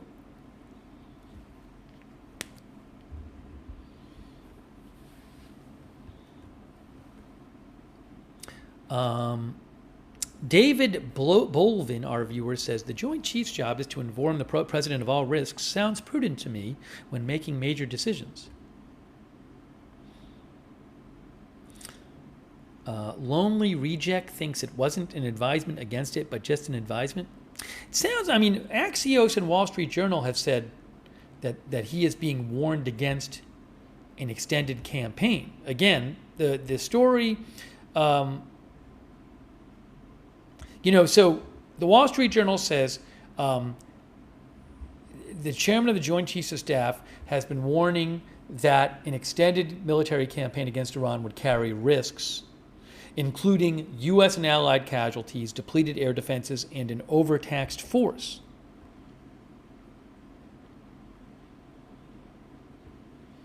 Let's see here.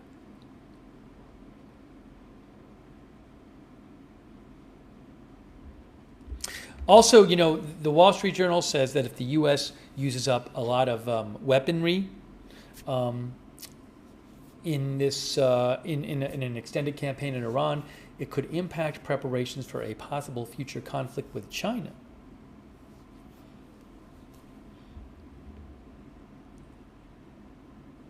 By the way, a White House spokeswoman, now I think this came out before Trump's post from 20 minutes ago, a White House spokeswoman said to the Wall Street Journal, General Kane is a highly respected professional whose job requires providing unbiased information to the commander-in-chief, which he does perfectly. President Trump listens to feedback from all members of his national security team. He is always the final decision maker.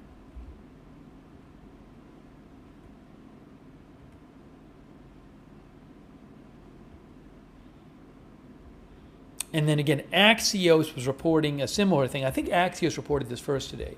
Axios reports that Joint Chiefs Chairman Dan Kane, has been advising Trump and other top officials that a military campaign against Iran could carry significant risks. In particular, the possibility of becoming entangled in a prolonged conflict.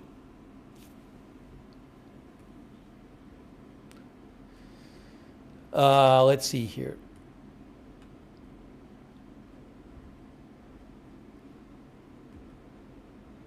So, I mean, I have no idea what's going to happen here.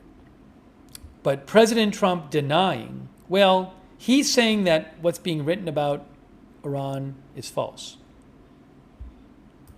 Take some more of your comments here. But you can see he says that he says the stories about General Kane are 100% incorrect. I mean, he said that stories say that General Kane are against us going to war with Iran.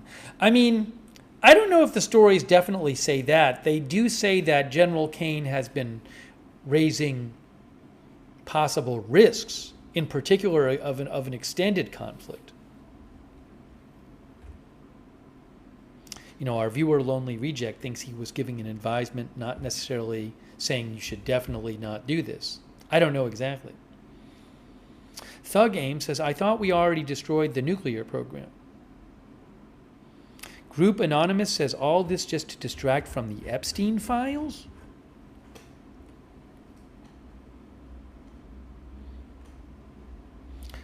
Joe Morton says, what do you guys think the actual reason is to attack Iran? You guys think it's really because of possible nuclear weapons? There was an interesting article in The Economist, I think it was yesterday, and it was in the last couple days, I think, if I remember right, and I think it said something like,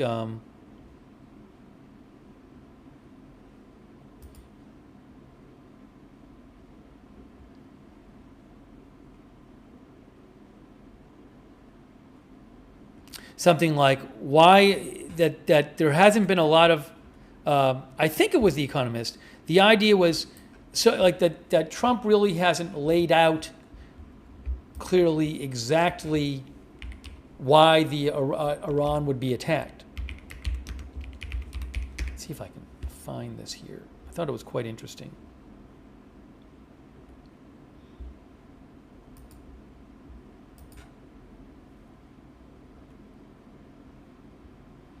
Let's see here. Where is it? Maybe it wasn't I know I read the article a few days ago. Maybe it wasn't in The Economist. Maybe it was somewhere else. Might have been somewhere else. But that was the premise of the article.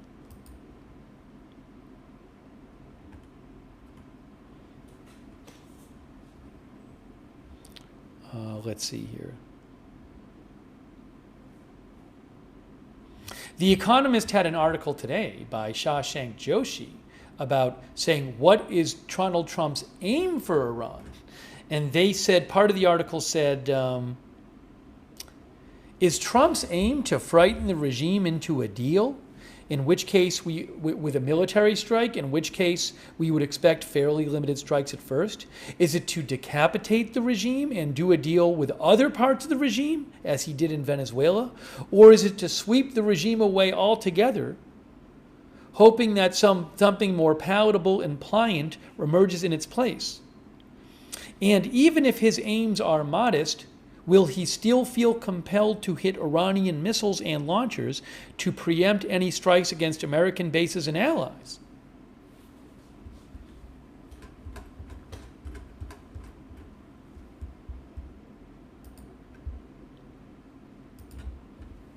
Hang on a moment here. Reaper says, I'm military and I've been ordered on standby. Thanks for your service. Oh, hey guys, I have another article about General Kane. This is new from the Washington Post.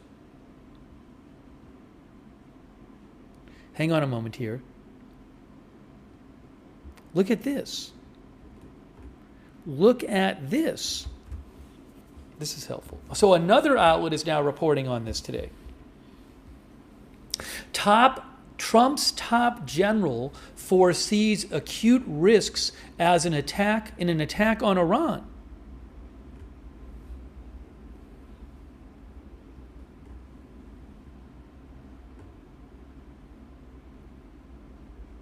Our viewer Aliens Are Real says Trump's approach of you better do X, Y, Z or else isn't making a deal. A deal is when both sides have free will and a choice.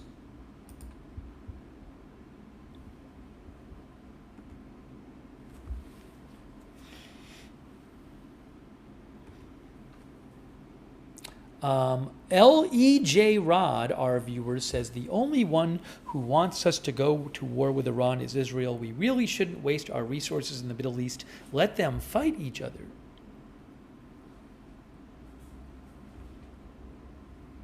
That guy, Alex, our viewer, says Iran is probably not going to get attacked till the weekend because they have a meeting Thursday, if you didn't know. Yeah, really quick, I mentioned that earlier, but just to mention that again. The Thursday meeting. Here, look. This is from Reuters from yesterday. Iran and U.S. to meet on Thursday for talks. Iran and the U.S. will hold a third round of nuclear talks on Thursday in Geneva, said Oman's foreign minister on Sunday, amid growing concerns about the risk of military conflict between the wartime adversaries.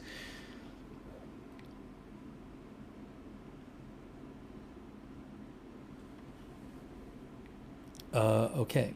Trump is curious as to why Tehran hasn't capitulated. Trump's special envoy, Steve Witkoff, who leads nuclear negotiations on the U.S. side, said on Saturday that President Trump was curious as to why Iran has not capitulated, surrendered, and agreed to curb its nuclear program. Witkoff said in an interview with Fox News, I don't want to use the word frustrated because President Trump understands he has plenty of alternatives, but he's curious as to why they haven't, I don't want to use the word capitulated, but why they haven't capitulated, Witkoff said during his interview with Fox News. Why, under this pressure, with the amount of sea power and naval power over there, why haven't they come to us and said, we profess we don't want a weapon, so here's what we're prepared to do? And yet it's sort of hard to get them to that place, said Witkoff. Iran's foreign minister reacted in a post on X saying, curious to know why we do not capitulate? Because we are Iranian.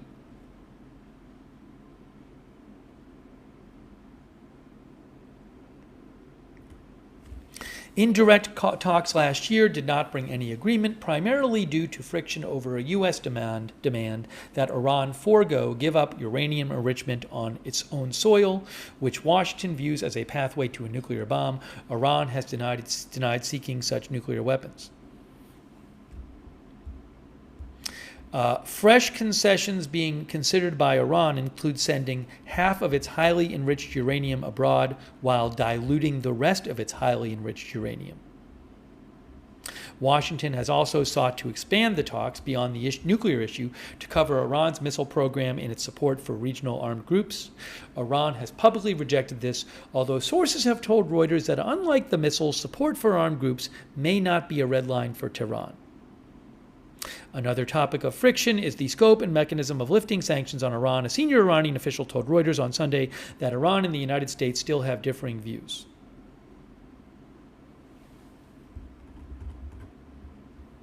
So one of our viewers thinks, well, given that Iran and the U.S. are going to meet for talks on Thursday, nothing's going to happen before Thursday. I don't know. Let me get some more feedback from you guys, and then I'm going to show you this report right here. Trump's top general foresees acute risks in an attack on Iran. It's interesting. 3 different outlets have a report like this today. President Trump has posted about this a short while ago, saying these reports are false about Joint Chiefs Chairman Kane.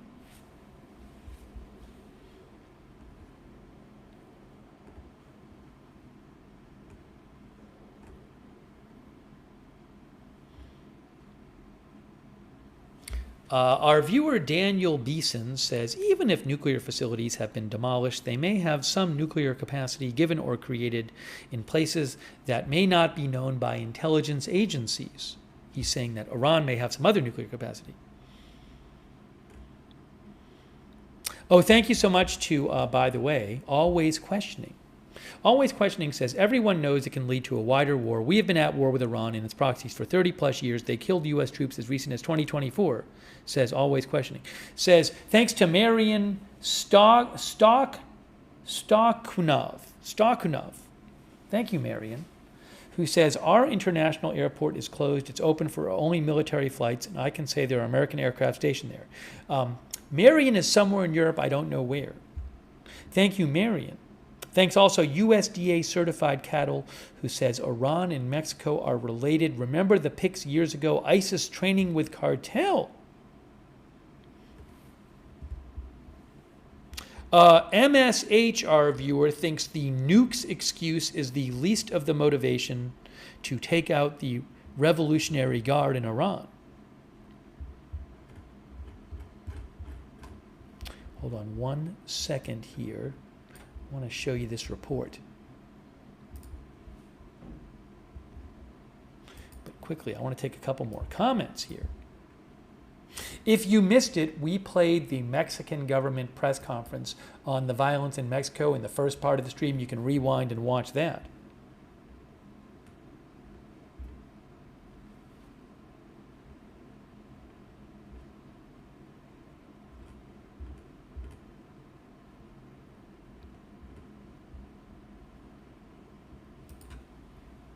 I have to get, well, I have enough water here. In a second, I got to get some more water.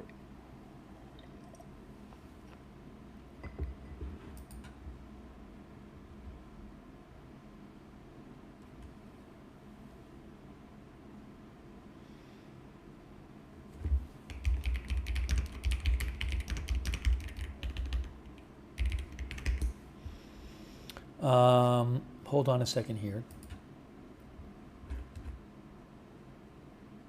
Yes, Wickedest Witch actually mentioned this Washington Post article. Thanks, Wickedest Witch, for mentioning it too. Michelle Lauzone, our viewer, says Trump wants the oil.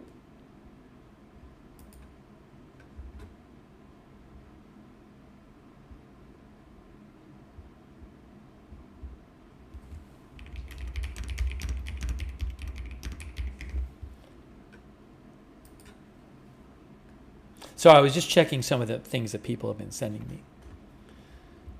Okay, let's look at this. Let's look at this report again. 3 different outlets I'm aware of reporting some version of this story today.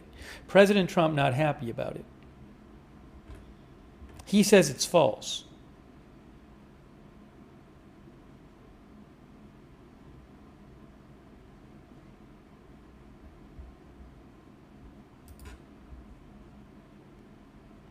Oh, by the way, Dan Shapiro of the Atlantic Council says, it's interesting, Dan Shapiro of the Atlantic Council, former U.S. ambassador to Israel, said on social media, said on X, the leaks about General Kane's warnings could have the effect of forcing Trump to try to answer a basic question that has clearly been neglected. What is the strategic objective? Until now, no one knows. We were just talking about this. What is Trump hoping to do? And there is no way to justify strikes without that answer, Shapiro says.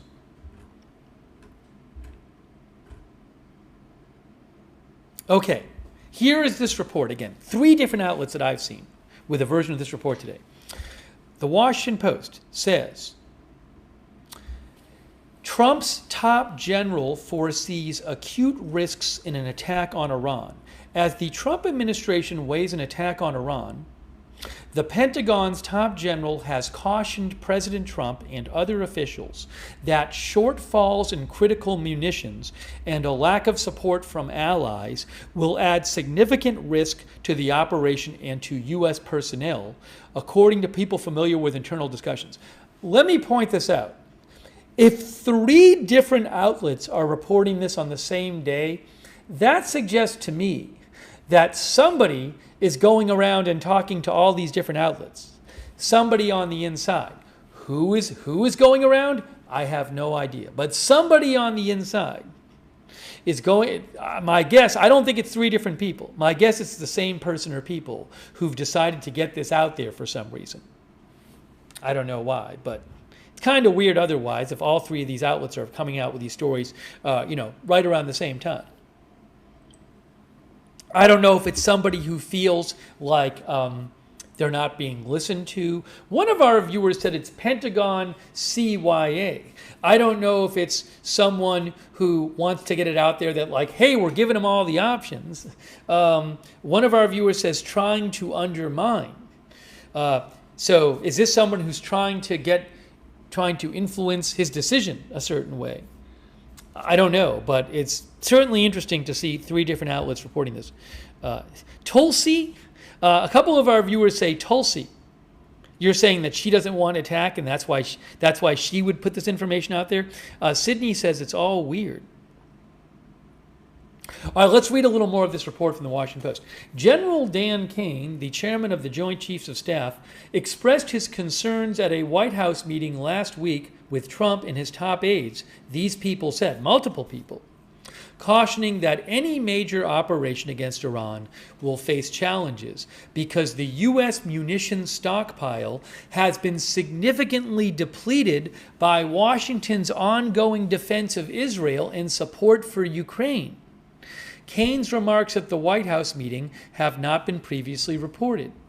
Separately, in Pentagon meetings this month, General Kane has also raised concerns about the scale of any Iran campaign, its inherent complexity, and the possibility of U.S. casualties, one person said. The general has said that any operation would be made all the more difficult by a lack of allied support, this person said, speaking like others on the condition of anonymity to discuss private conversations.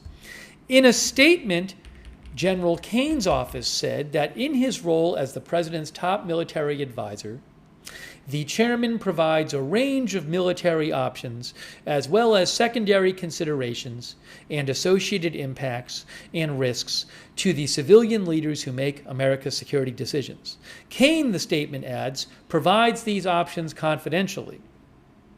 White House spokeswoman Anna Kelly said Trump listens to a host of opinions on any given issue and decides based on what is best for U.S. national security. She described Kane as a talented and highly valued member of President Trump's national security team.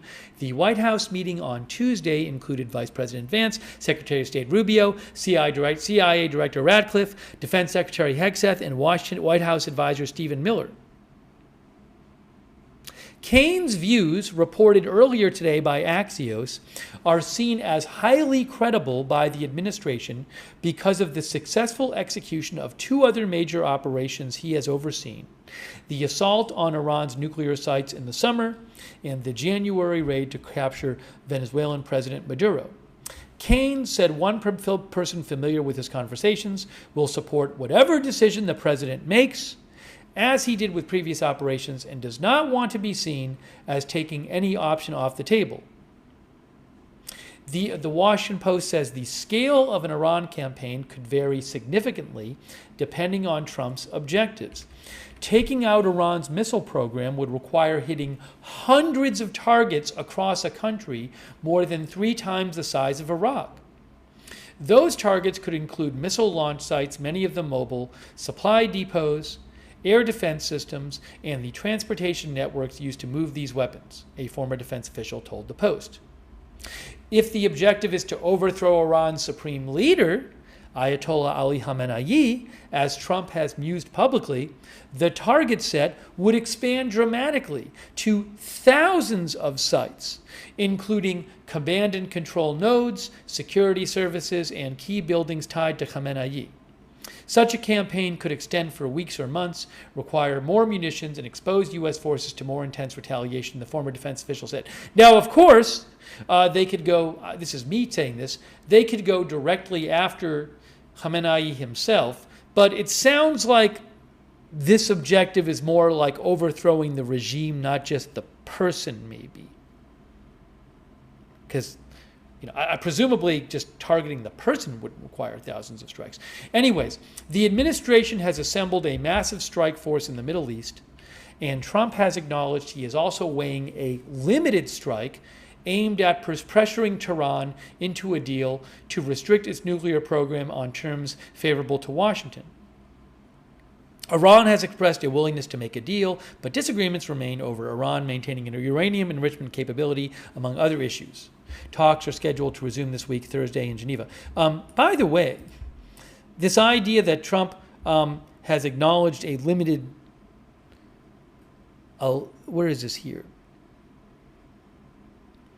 On Friday morning, Trump told reporters on the Washington Post says on Friday morning, last Friday, during a breakfast with governors at the White House, Trump appeared to confirm that one option was a limited strike on Iran. I guess I can say I am considering it, Trump told reporters.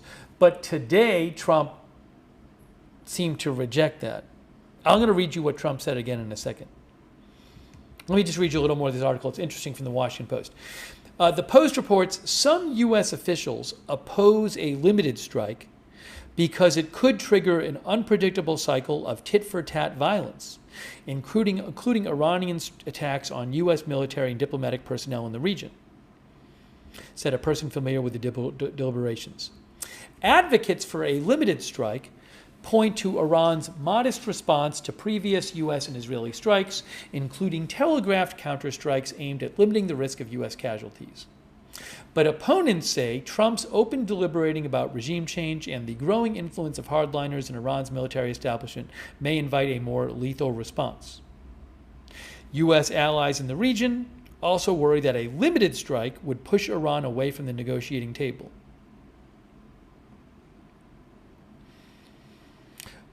This is interesting too. An attack on Iran could further strain U.S. relations with its regional allies. A senior Persian Gulf official told the Post that Arab countries have informed Washington they would not allow their bases to be used for a strike against Iran. Iran's threat to retaliate against any country that supports the U.S. operation has also raised questions about Washington's ability to secure flyover rights. One former Pentagon official said the lack of Allied support significantly complicates the mission. How are we going to be able to do this, especially if the Arabs don't give us overflight? How are you going to hit hundreds, if not thousands, of targets across the country, the former official said. And then this is about maybe some weaponry that may be in low supply right here, this part of the article. 2 munitions critical to the defense of U.S. military personnel against Iran-launched ballistic missiles, terminal high altitude area defense, or THAAD interceptors, and Patriot missile systems have been extensively used in recent military operations in the Middle East. Patriot missiles also remain one of the most in-demand items by Ukraine as it defends against Russian missile attacks. But the U.S. produces only several hundred of both defenses each year, far less than would be needed, said Ryan Brobst, an expert on this topic, at the Center for Military and Political Power at the Foundation for Defense of Democracies. The Navy, too, has a limited supply of its Standard missiles, a must-have if the U.S. is going to limit risk to the thousands of U.S. military forces that have surged the region. But ship-launched SM-2, SM-3, and SM-6 munitions have been rapidly consumed as the Navy has protected vessels in the Red Sea against Iranian proxy forces in Yemen and defended Israel against ballistic missiles. Because of their complexity and production constraints, it can take 2 years or more to produce each replacement missile, said an expert. There is no quick fix to this problem, the expert said. Mackenzie Eaglin. The U.S. military supply of those missiles is globally managed and allocated, meaning one pot is shared by commands worldwide depending on need. No one has everything they need, a U.S. official told the Post. Munition stockpile levels dropped so low last year that the Defense Department abruptly requested about almost $30 billion from Congress to purchase a range of high-end missiles and interceptors. That request was only partially fulfilled in the Pentagon budget passed last month. Catherine Thompson, a senior fellow at the Cato Institute who recently left the Pentagon, said the U.S. is not currently prepared to resource simultaneous conflicts and that any extended conflict with Iran would likely come with significant trade-offs for higher priority interests. Interesting. The U.S. has surged forces to the region, in part to mitigate risk to U.S. personnel there and Israeli targets, but a dangerous numbers game persists. As long as Iran retains a missile arsenal, American and Israeli forces would have to absorb incoming fire or destroy Iran's launch sites at scale, a former defense official said. As the Trump administration deliberates, it has assembled the largest military buildup in the Middle East since the 2003 invasion of Iraq. Oh, also today, this happened. The U.S. ordered the departure of non-emergency U.S. government personnel and family members from the U.S. Embassy in Lebanon amid fears that Iran's proxy Hezbollah could be drawn into the conflict. Look at this right here. I wanted to mention this.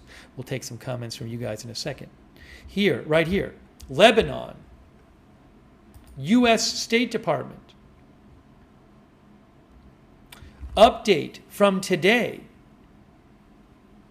Updated to reflect ordered departure of non-emergency U.S. government personnel and family members of government personnel on today. On February 23rd, the Department of State ordered the departure of non-emergency U.S. government personnel and family members of government personnel due to the security situation in Beirut.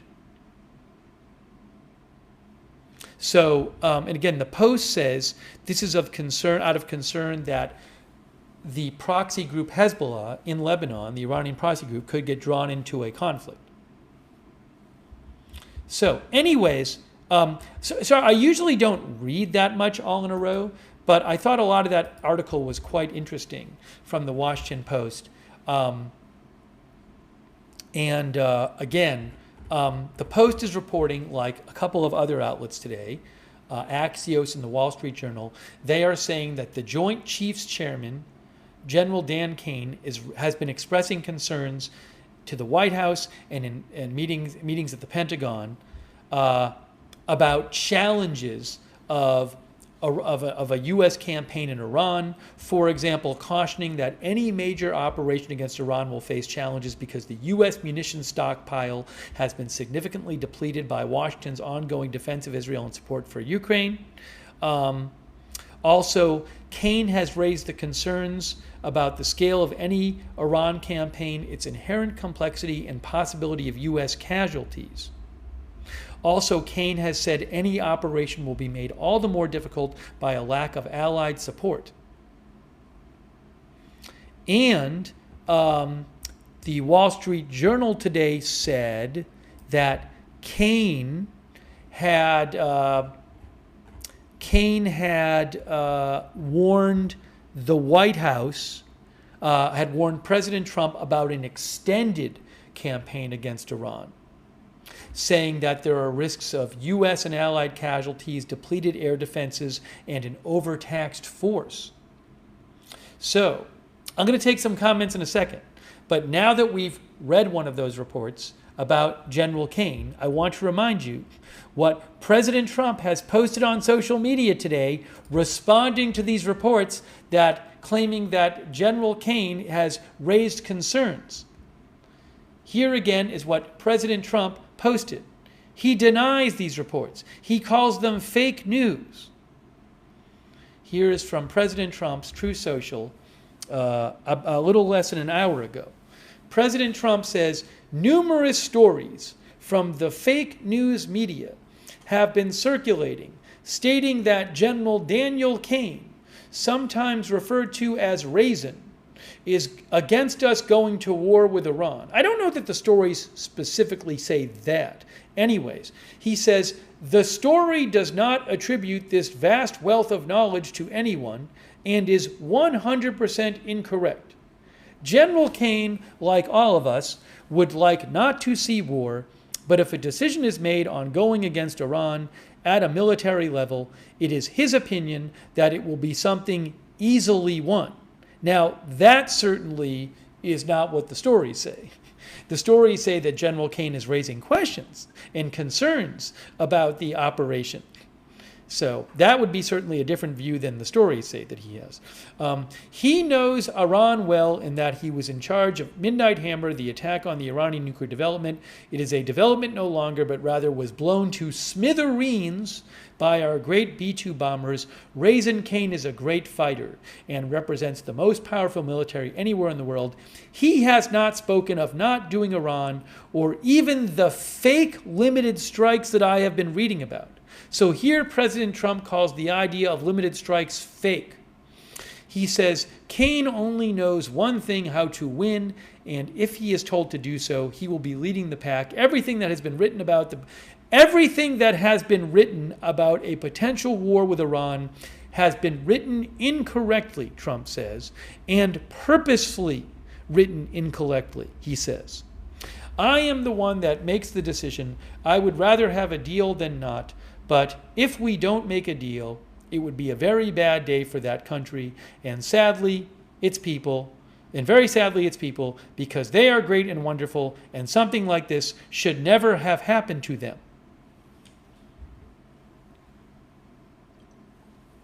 So that is Trump responding to these stories today.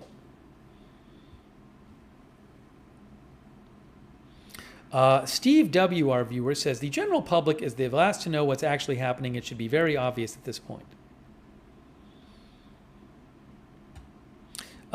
Dean R., our viewer, says, I would be concerned if generals weren't speaking up. Need a clear objective. Bernie Home thinks Iran surprise coming.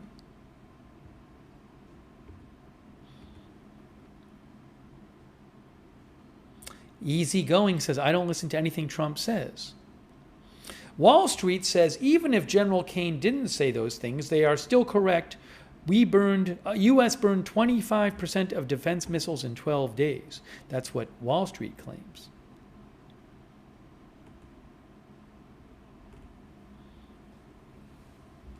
Billy Joe says he didn't say thank you for your attention to this matter today. U.S. Gulf War vet says they will try and they will fail. God will be at the helm on that great day.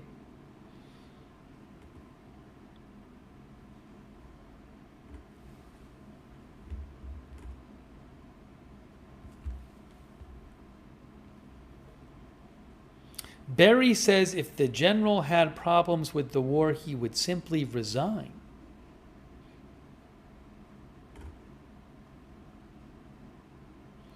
Our viewer Nicolette Parker says, I agree with the comment that the U.S. and Israel have depleted supplies to attack Iran.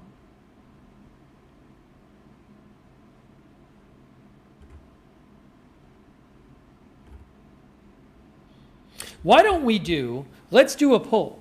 We haven't done a poll in a while on when the U.S. might attack Iran if it happens. Let's do a poll right now. We're going to do it right now. Where did this go? Hold on a second. One moment here. Poll time.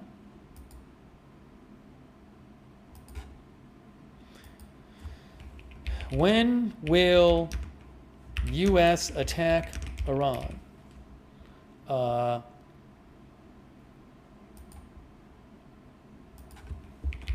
This week, next week, later, and never. By never, I mean like, during the Trump administration, not like never in 1,000 years. Okay, I'm posting this right now. Sorry, Facebook. As far as I'm aware, Facebook has not fixed the polls. I got to check it again soon, but last time I checked, they hadn't fixed it. So we'll post it on YouTube and Twitch. When will U.S. attack Iran? This week, next week, later, or never? All right, I'm posting this poll right now. I'm going to post it on Twitch right now. Give me a moment here. Let me get it posted on Twitch for you. And you can vote on it, and we'll see what you guys have to say.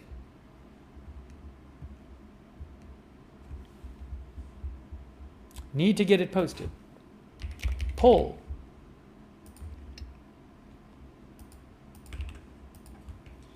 This week, next week, later, never. Okay, it is now posted. What I need to do is I need to just pour some more water. I need to refill my glass of water. So I'm going to be back in about 20 seconds. I need about 20 seconds. And then when I get back, we'll read the results of the poll. Hold on. Steve will be back in 30 seconds. I'm going to put it up on the screen.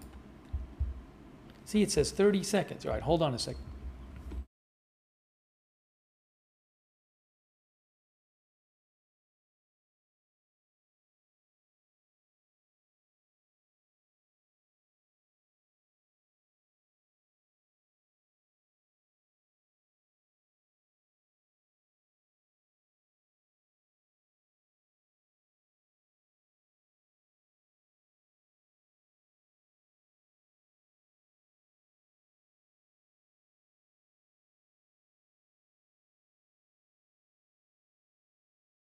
That was probably less than 30 seconds. One of our viewers said Trump should listen to his generals. Hold on, I want to show you the poll results.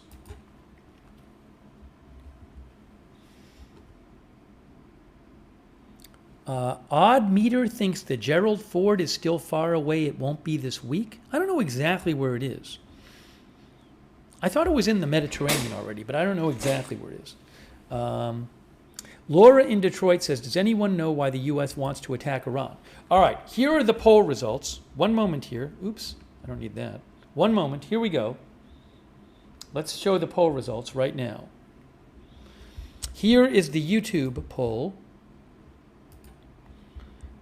I asked you, when will the U.S. attack Iran?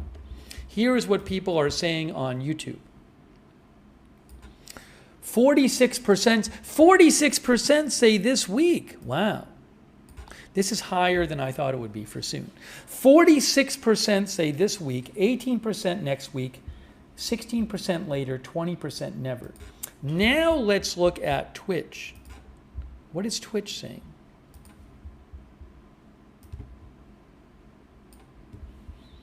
Now on Twitch it is... You see it there? We'll put them right next to each other. Oops, I got to move it down so you can see it. Hold on. 35% say this week, 26% next week, 15% say later, 26% say never. So this week is actually winning in both polls. I mean, people aren't unanimous, but...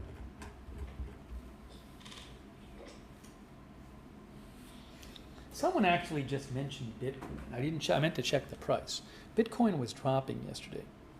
For those of you who follow crypto, the current price is around 64,900 or so, roughly.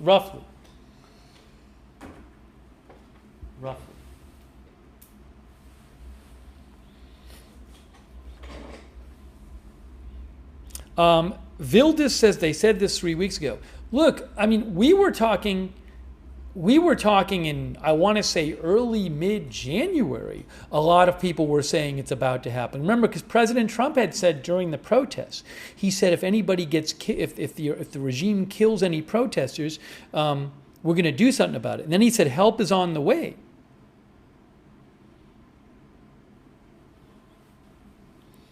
All right, well, it looks like what happened in the poll is this week is winning for both. How about that? Remember, there's supposed to be talks on Thursday. As I have said many times, I have genuinely no idea what's going to happen. I don't know if there will be an attack. And if there is, I don't know if it'll be big or not, and I don't know how long it might last. I read you an article, I want to say a few days ago, was it the Wall Street Journal, who was reporting that Trump was considering a limited strike to try to get Iran to negotiate a deal. But at the same time, there's also been articles saying he's considering some kind of extended military operation that would last for weeks. Ray says, none of us know either.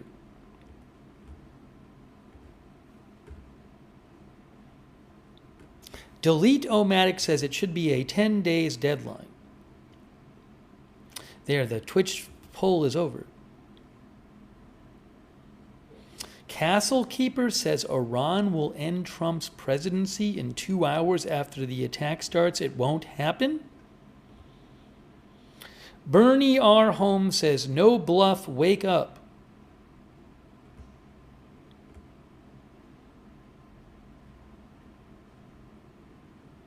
Alone in the Darkness says, you don't move that much military into the Middle East for nothing.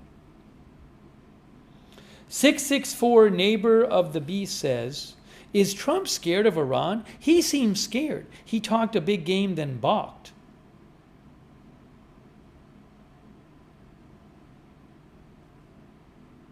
Wadey says, assets are aligned now. That's the difference. There's quite a deployment.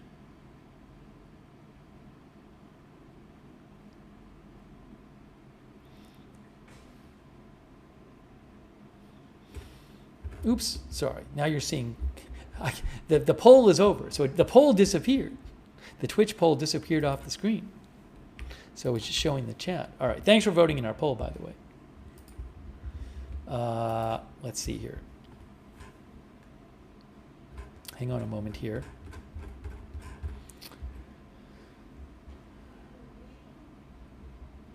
Greg Sandridge says we could be spread thin if things get out of hand. Ann Hajnaki says, is Russia helping Iran with this? Barry Eisler says he should listen to his general's butt. Cami Duda says, I don't know when, but our military isn't over there for nothing. Louisa Knight says, maybe tomorrow if the State of the Union goes down badly. Again, State of the Union tomorrow night, 9 p.m. Oops, hold on. State of the Union is tomorrow night, 9 p.m. Eastern. We will be covering it live here. I hope you can join us. And I will be coming on early, at latest by 8 p.m. Eastern, but maybe a bit before. I will be coming on early to cover it. And hold on one second here. Give me one moment. I will be coming on early to cover it and take your comments and predictions about what's going to happen. So I hope you can join for our coverage tomorrow night of the State of the Union. All right. Give me a moment here. Yes. Ingo says Olympics is over. Let me just check a couple things.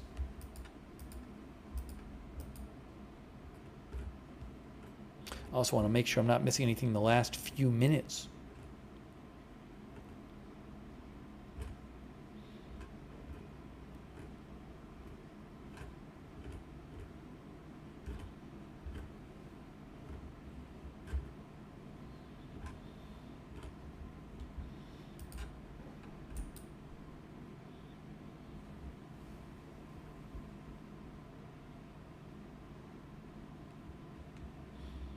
There have actually been, hold on. There have actually been some protests at universities recently in Iran. I want to show you something about this.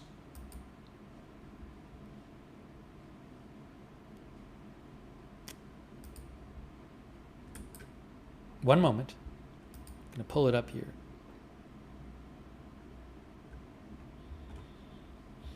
You can see here, Iranian students protest for third day as U.S. pressure mounts, says Reuters.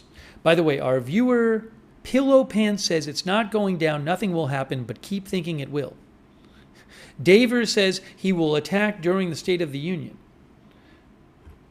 So, Iranian students defied authorities with protests for a third day on Monday, weeks after security forces crushed mass unrest with thousands killed as the U.S. weighs possible airstrikes against Iran.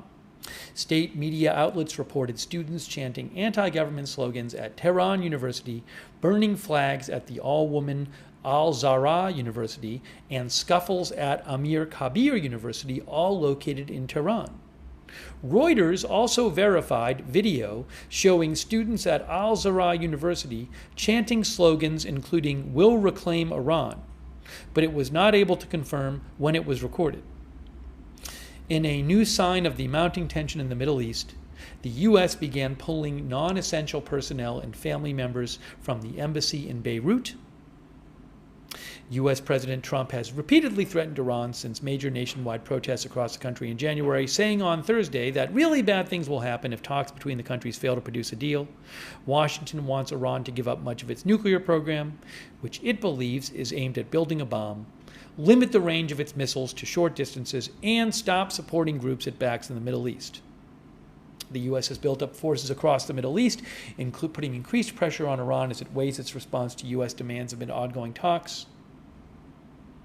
The Iranian Supreme Leader Ayatollah Ali Khamenei, says Reuters, already faces the gravest crisis of his 36-year tenure, with an economy struggling under the weight of international sanctions and growing unrest that broke out into major protests in January.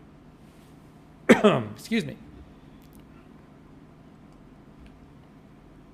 Trump has not laid out in detail his thinking on any possible Iran strike.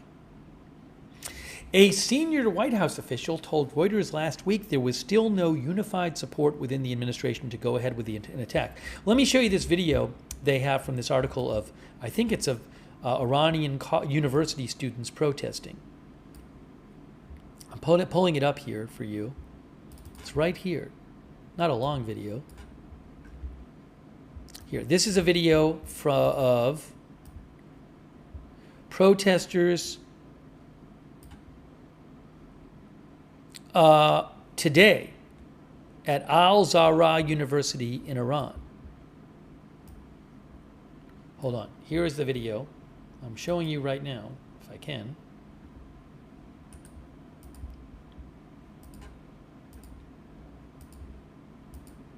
Okay.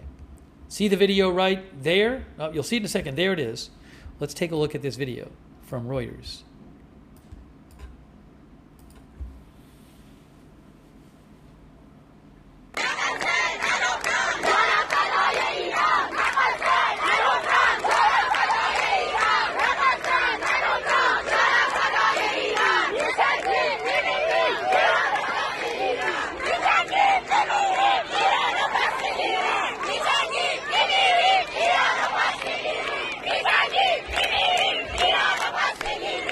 It says, protesters chant, "We'll fight, we'll die, we'll reclaim Iran." I believe this is an all-women, all-female university. Al-Zahra University in Tehran. It also says,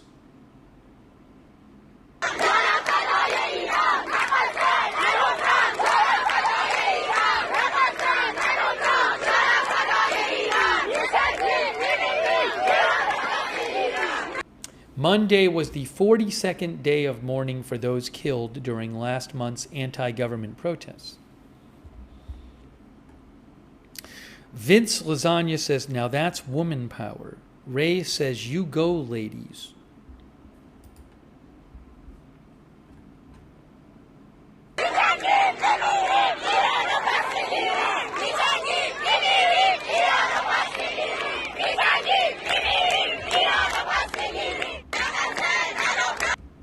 So again, according to Reuters, there have been 3 days of Iranian student protests. Yeah, that was all-women Zahra University, that one right there.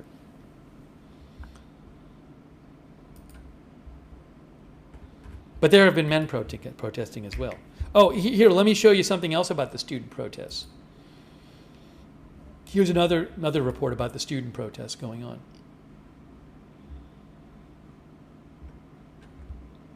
This is from AP.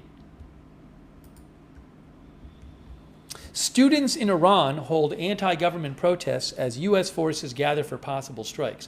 Students held anti-government protests at universities across Iran's capital today, according to witnesses and videos circulating online, in a new sign of unrest as U.S. forces gather in the region for possible strikes. The protests, in which many students expressed support for the exiled crown prince of Iran's long-deposed monarchy, began over the weekend. Demonstrations erupted on at least 3 university campuses today, in one instance leading to scuffles with the paramilitary Basij.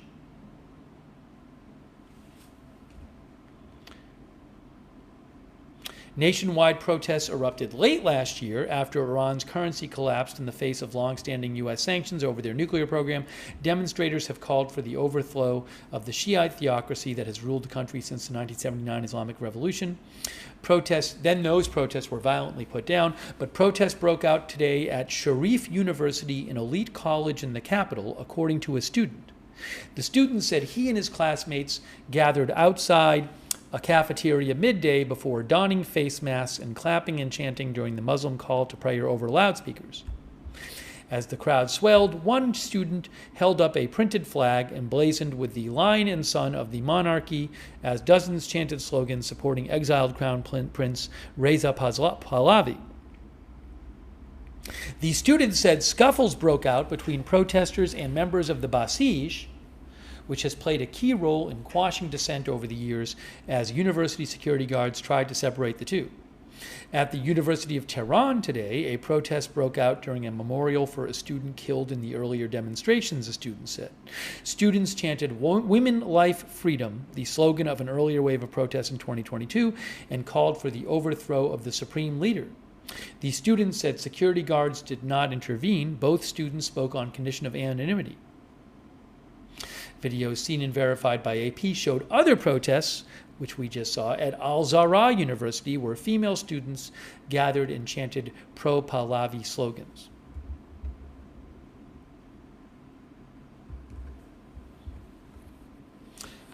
Magna Carta says we had a perfectly good nuclear agreement with Iran until Trump ended it.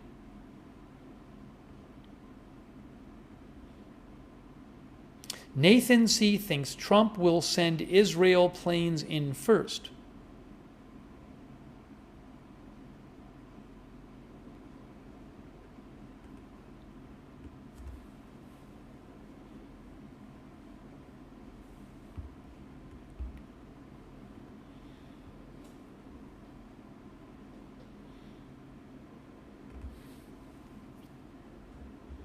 Let's see here.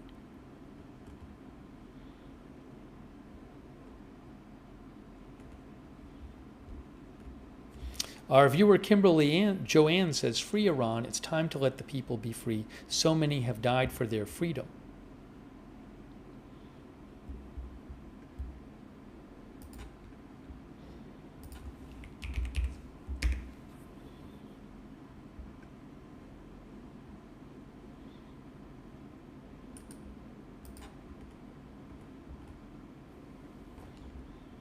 The Economist did have an article yesterday I want to mention a little bit about. Oh, let me just check something else here. Hold on. Hold on 1 second here.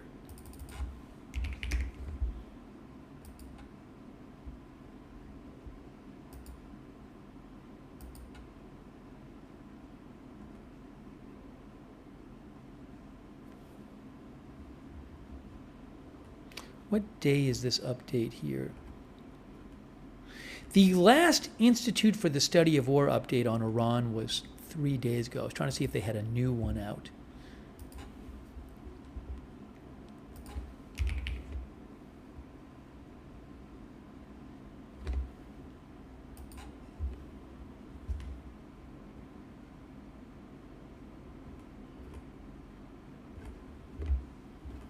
Hang on, and let me look at this.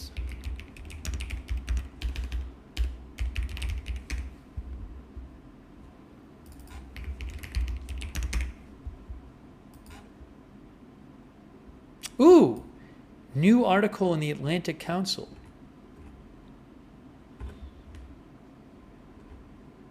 We don't have to read the whole thing, but let's look at this. This is from 2 days ago. The Atlantic Council has they are a group. I think it's a think tank that they do a lot of analysis of world events, and they post articles on their website.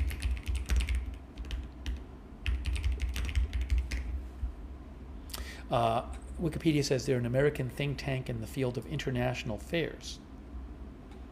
So I just saw this on their site. I haven't even seen this article yet. Atlantic Council, you'll see it in a second. 10 predictions for the potential U.S. strikes on Iran. I'm going to post a link to the article. Maybe we can scroll through it and read some of them. But you can read the whole thing if you'd like. I appreciate them letting me show this to you. By William F. Weschler. It says at the bottom, William F. Weschler. He is with the Atlantic Council. Senior Director, Ravi Kariri Center and Middle East Programs. Okay, so let's see some of what he says. We're not going to read the whole thing. He gives different predictions on how confident he is. Khamenei will not offer a last-minute strong deal, high confidence.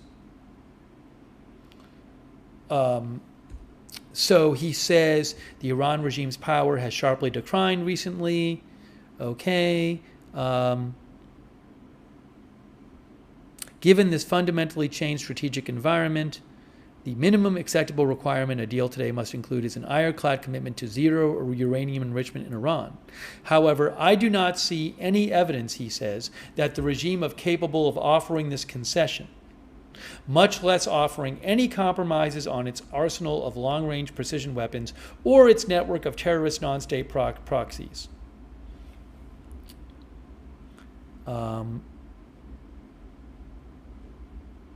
Does he say why? He says the Iranian regime's power has sharply declined. Okay.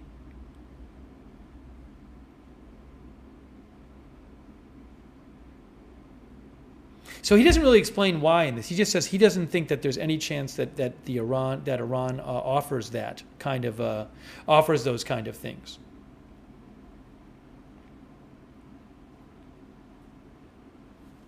But I have seen a lot of experts say they do not think that Iran will give that up. That's very fundamental to them. Hold on a second.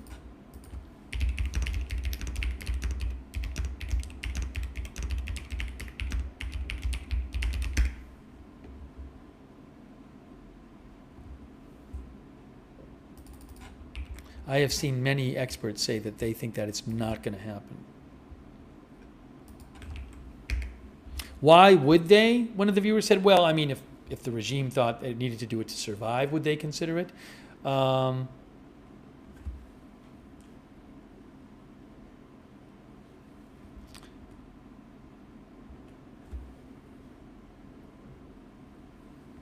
Let's just keep going in that article. That's a whole other interesting question. Trump, so the Atlantic Council article says, prediction, Trump will not accept a last-minute weak deal, moderate confidence. Trump has consistently said he wants to deal with Iran. He has signaled some flexibility on the details.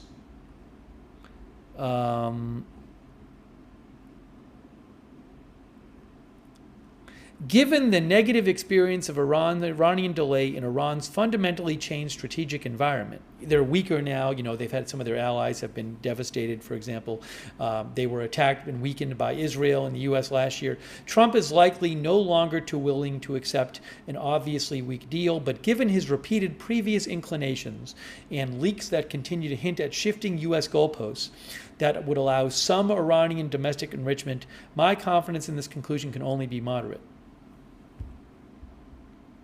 Look at this prediction. If Trump appears willing to accept a weak deal, then Netanyahu will preempt by striking Iran. High confidence. This is from the Atlantic Council article. The author says,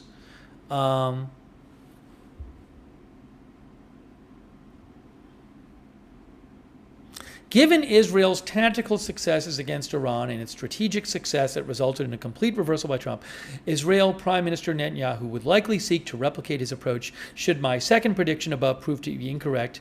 Of course, Trump and his advisors likely recognize that. So he thinks that if Trump were going to make some kind of what he calls a weak deal with Iran, then Israel themselves would strike Iran, which is an interesting thought. Okay, also, high confidence. Trump will be presented with 3 strategic options: enforce, degrade, or remove. The first, he says, the first enforce, high confidence. The first enforce would consist of a nationwide campaign of strikes against buildings and other infrastructure of the Iranian state security forces most directly responsible for the violent crackdown against protesters. It would specifically target the Revolutionary Guard Corps and besieged militia. This campaign would only last 1 or 2 nights, with only modest fatalities expected in comparison to the thousands killed by those forces. So that would be one option. I'm going to post a link to this article again in the chat in case people want to see it themselves. The second, degrade, would involve expanding the target set to include regime assets that most directly threaten the region and the U.S. national security interests, notably Iran's remaining nuclear infrastructure and its missile, rocket, and drone deployments, inventories, and supporting industrial backbones. This campaign would be significantly longer, and it would likely need to be accompanied with a credible threat to repeat it every 6 to 9 months as Iran rebuilt its missile inventories. That's degrade. The third, remove, would further expand the campaign to seek to decapitate the regime's political and military leadership, disrupt the regime's ability to effectively command and control its forces in the short term, and strike symbolic targets associated with the regime's repression of the Iranian people and its perceived legitimacy to rule.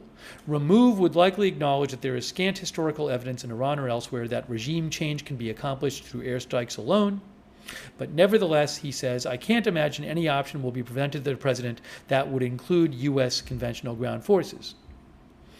Those who advocate for this option would argue that even if the regime doesn't fall, it would be so badly damaged it could not pose an immediate threat and might open the door to other opportunities akin to what Israel accomplished against Hezbollah. While these 3 options would be presented separately, Trump, like many of his predecessors, would also have the ability to take an a la carte approach to the individual target packages within the 3 options. You know, I've seen discussions like this elsewhere. The Economist talked about this, and they talked about how, look, there's different things Trump might want to do. He might want to just attack the forces that attack the protesters. He might want to degrade Iran's ability to attack the U.S. and Israel by going after their missiles, going after their nuclear program, going after other weaponry, that kind of thing. And he might want to go for regime change. Maybe he does some sort of combination of some of these. But these are different options. Okay, that's interesting. Low confidence that Trump will choose the first option, enforce. This is interesting. Remember, enforce was the one that lasted 1 or 2 days and basically targeted the people in Iran who went after the protesters. Low confidence, says the author of this article, whose name is William F. Weschler from the Atlantic Council. He says, Trump is caught in a trap of his own making, unfortunately. In contrast to the incident back in 2019, when he correctly rejected the Pentagon strike options designed to retaliate against Iranian forces shooting down a U.S. drone. This time, Trump drew a red line that the Iranian regime then clearly crossed. That's the red line of killing the protesters. Trump openly encouraged the uprising, even promising that U.S. help is on the way, and then stood back while protesters were butchered. This is akin to what the U.S. did to Hungarians in 1956 and to Iraqis in 1991, the low points of the Eisenhower and George H.W. Bush administrations, respectively. Trump previously mocked Obama's refusal to enforce his own red line on Syria in 2013, the low point of that administration, and then proudly enforced Obama's red line himself in 2017 and 2018. Moreover, the U.S. military assets Trump has amassed can't stay in place forever. If he orders them to leave without any strikes or deal, it will be perceived by many, including Tehran, as an embarrassing U.S. retreat. Trump is determined to avoid being perceived as weaker than Obama. Therefore, he says, I predict he will choose to strike. And yet everyone I have spoken with who has spent time with Trump over the years discussing the potential for conflict with Iran has come away with the same conclusion. Trump does not want this war. He is with good reason extremely concerned with where it could lead. For that reason, if Khamenei is unwilling to offer a deal strong enough to prevent U.S. strikes, and if Trump is now unwilling to accept a weaker deal, then I think Trump will pick the option least likely to cascade into full war. Among the three options, that would be enforce. From his perspective, this would likely have the added benefit of shifting the subject of public discussion back to the protests and away from his unsuccessful negotiations on nuclear issues. But I thought he said, all right, well, let's keep going. In choosing enforce, Trump would almost certainly be disregarding U.S. Central Command's recommended option, which I assume would be degrade. I am sympathetic to the argument that it would be a missed opportunity not to set the precedent that the U.S. reserves the right to target Iran's missiles when it feels threatened, but I don't think Trump would share this sympathy, he says. I would be similarly surprised if, under enforce, Trump would allow Israel to be an overt part of the operation. But, he says, my degree of confidence is merely low for this prediction, however. While Trump is quite consistent and thus predictable over the long term, he has proved to act impulsively and thus unpredictably when presented with immediate decisions. That was the case in early 2020, for instance, when Trump surprised some of his top advisors by quickly choosing the most aggressive of the military options put in front of him by ordering the killing of Quds Force Commander Qasem Soleimani. And while many commentators initially predicted worst-case scenarios as a result of this action, in the end, this decision turned out to be one of the most strategically beneficial of his first term. After this, the direction of the conflict will depend on decisions made in Iran by the supreme leader and by the people. It's very interesting analysis there. All right, I don't want to read the whole article, but Khamenei will order a fundamentally symbolic response, moderate confidence. If Khamenei miscalculates, then Trump will escalate to degrade, but he will be willing to cut the operation short, high confidence. Instead of acting to de-escalate after the conflict, after a U.S. strike, Iran might escalate with an attack that goes beyond mere symbolism. This could result in U.S. casualties. If this happens, Trump will be forced to escalate in turn. The easiest way for Trump to do so would be by ordering the degrade option to commence. Okay, but he still thinks Trump would be eager to end the U.S. campaign far short of its designed duration, and as soon as he assessed that Iran had been deterred from its escalatory path. The Iranian people will rise up again after the U.S. strikes. Moderate confidence, says the author. He says, I think foreign policy analysts have an unfortunate track record of underestimating both the willingness of the repressed to rise up against their overlords and the courage of those who are eager to risk death to support revolution.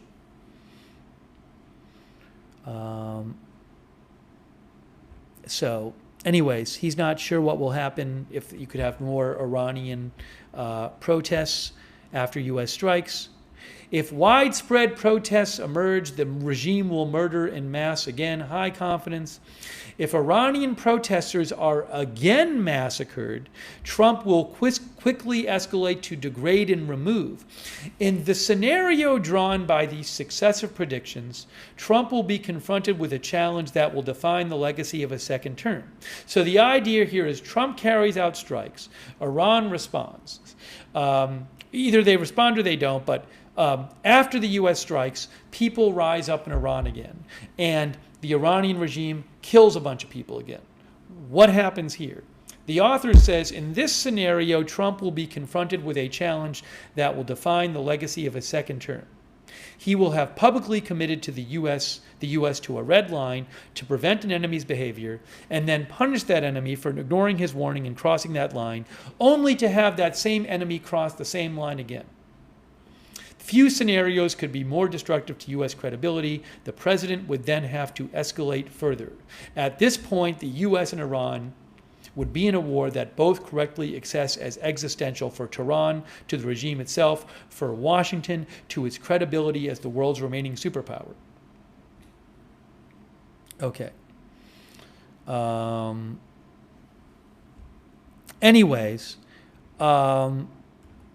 This is a very interesting article. I haven't read the whole thing. I'm going to post a link to it again. I appreciate Atlantic Council letting me show it to you. This is from the Atlantic Council's William F. Weschler. But I mean, one I think very good point it makes is talking about how different steps can put the other side in a situation where they feel they have to escalate. So I'm going to post a link to this article in the chat, and you can read the whole. I'm interested. I'd probably go back and read more of it that we haven't read, but it raises some very interesting considerations and also scenarios of possible escalation. And look, these are not, a lot of these points raised in this article, I've seen similar points raised in other places. I don't think this is a radical article. I've read other articles talking about strategy where it talks about potentially what might happen.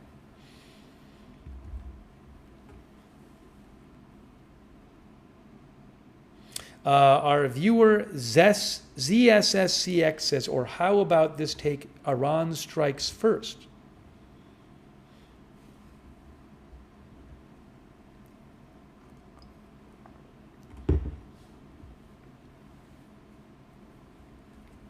Mr.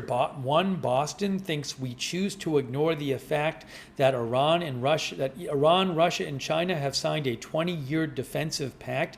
You think Russia and China are going to defend Iran? They didn't really seem to defend him much last year, for whatever that's worth. For whatever that's worth.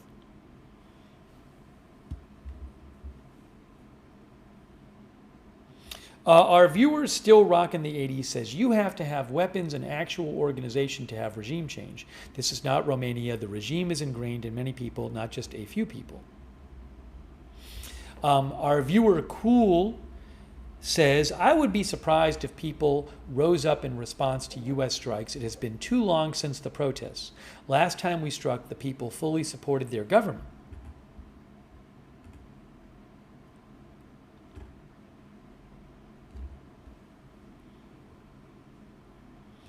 Holistic says, important factor is the people. They will decide this in the end.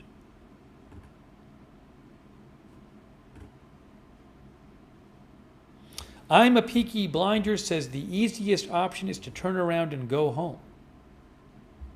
Yeah, we spent the whole first part of this broadcast on Mexico, if you missed it. We showed the entire press conference of the Mexican government today, which you can go back and rewind, and we talked some about that in the situation.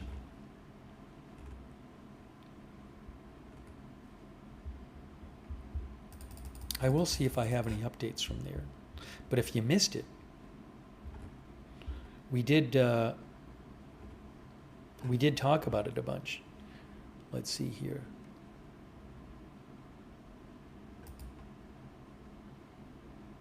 CNN is also reporting, like other outlets, CNN is now reporting, see Zachary Cohen posted, that General Kane and others in the Pentagon have raised concerns about the prospect of a major extended military campaign against Iran, including potential U.S. casualties, impact on weapon stockpiles, and already strained forces. Zachary Cohen says Kane has been careful not to appear as advocating for or against strikes.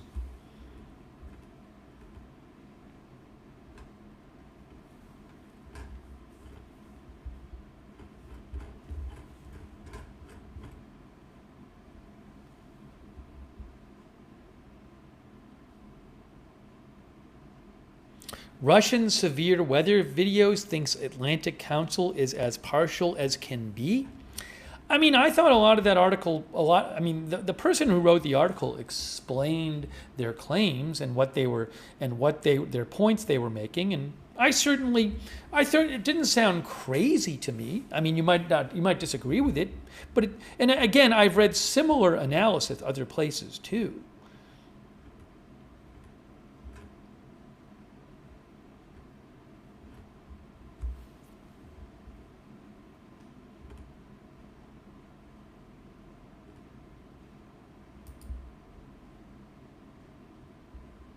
Oh, I did have something about Mexico I wanted to mention.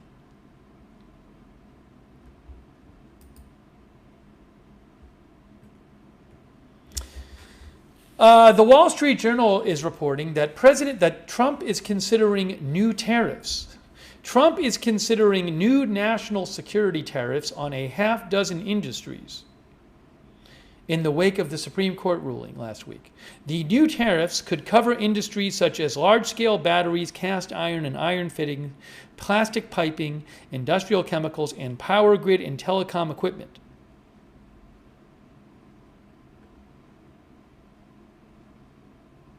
We'll see we'll see what happens if he tries to issue new tariffs.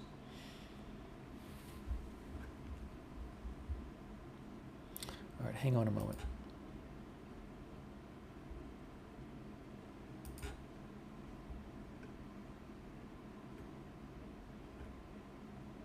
I had, there's some new video I had from yesterday from Mexico, from what happened then.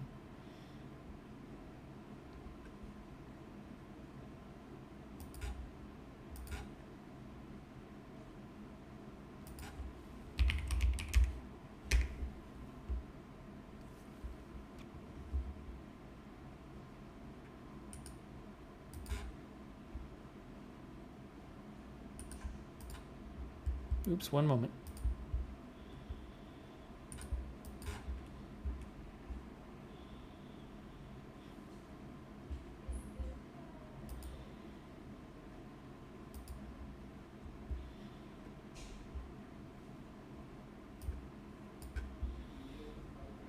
So I have some more video from yesterday that I want to show you from, which one is this one? Firefighters extinguish burning vehicles. This is in Mexico yesterday. Let's see if I can get more of detail on where this is, this one.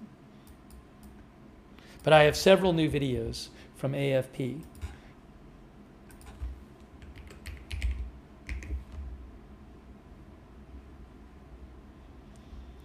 Good if you could know where they were from.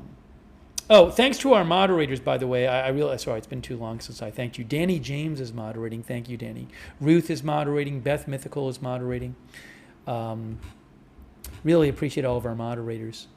Also, Linda Belk, Larry, Misha over on X. And on Twitch, we have Big Ball of Yarn, LB Prairie Dawn, I Got That Fire moderating. And also on Facebook, K. Larry Body, Margaret Riley. And Paul Anderson, big thanks. Also, shout out to our Twitch subscribers like I'm a Peaky Blinder, Wall Street, Shaggy. Thank you. Secret Formula, The King of Wit, My Mind Spray, Zamilla. And also BBLZD. And all of our other Twitch subscribers. Also, thanks to our Facebook subscribers, Christy Claft, Louisa Knight, Barry Eisler, and all of our other subscribers over there. Thank you. Kay and Margaret. All right, I wanted to show you some video from yesterday.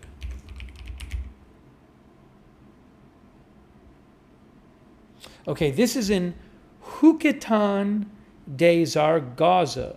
Jucatán de Zaragoza. This is from the first one. What state is that in? Jucatán de Zaragoza. That is in Oaxaca. This is a video from yesterday from Oaxaca. I believe it's from yesterday.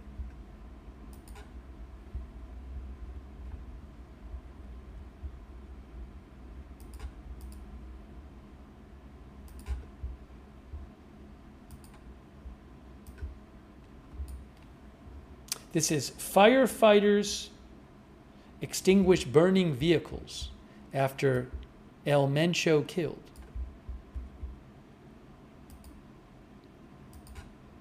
Look at this.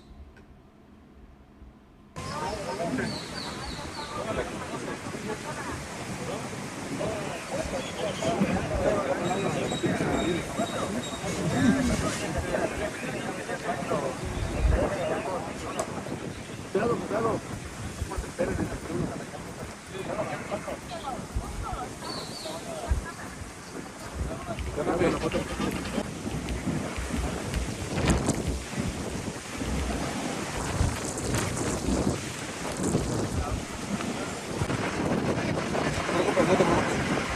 Ahorita. Sí, ya, no nos pongan a cargar los teléfonos o cualquier cosa porque a veces no se va el internet porque se quemó. No, la luz no. Se quemó un cable. Ahora pues chécalo para. Sí.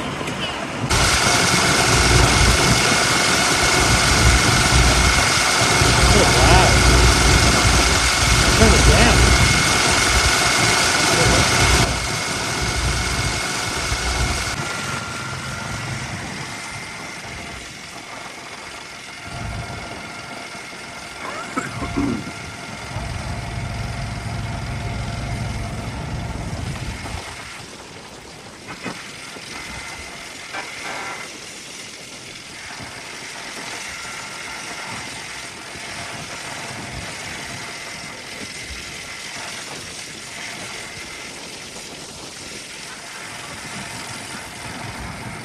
This is yesterday. As far as I can tell.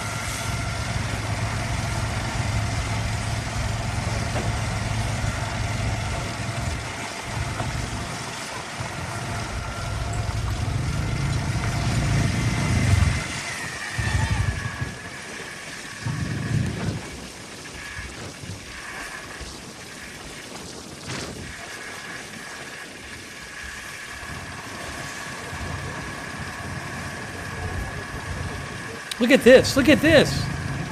Look at this next one. Wow. Again, these are different videos from Oaxaca yesterday. So I believe that in the press conference, I believe they said all of the roadblocks were cleared. If I remember right from the press conference that the president gave. But look at this.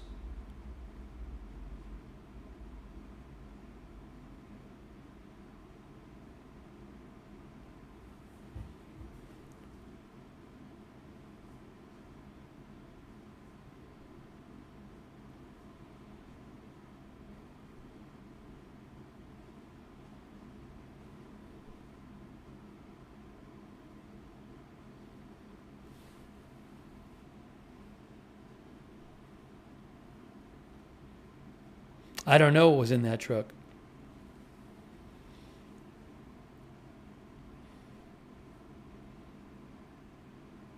If I remember right, I want to say that in the press conference they said there were around 80 blockades yesterday total. Around 80 blockades on federal highways. I think the video then repeats. I have another video to show you too. Yeah, then it just repeats. All right, let me go to another video from yesterday. Well, I got them today, but it's of yesterday. Another one is from Morelia, Mexico.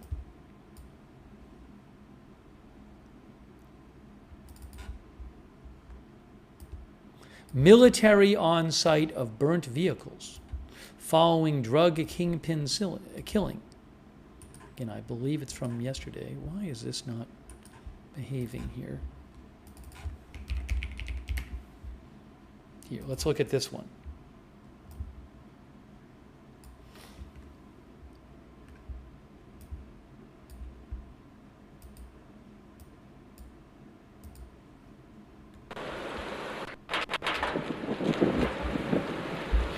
A bus.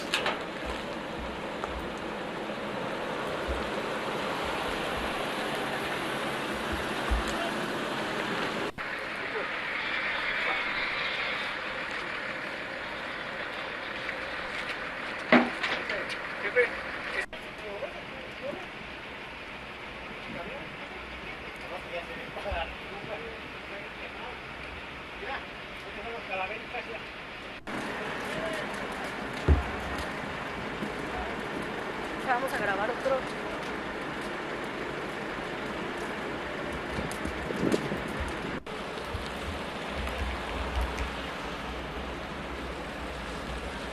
Morelia is in Michoacán.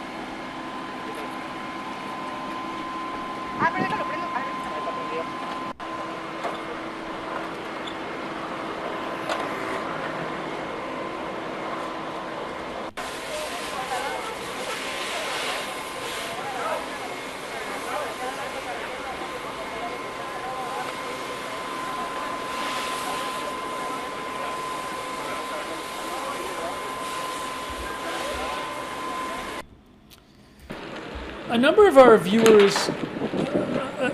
of our viewers are asking if citizens were attacked. So, I mean, in the press conference today, I didn't really hear about that. At one point, they said a woman was hurt, I think, and I didn't know if they meant a citizen. But I really didn't.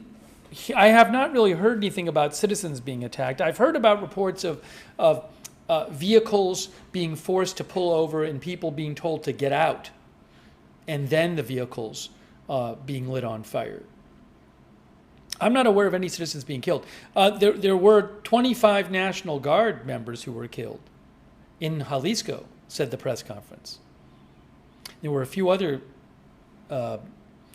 security forces killed as well, but 25 National Guard. There's another video I think I have. Or is that it? Is that the two?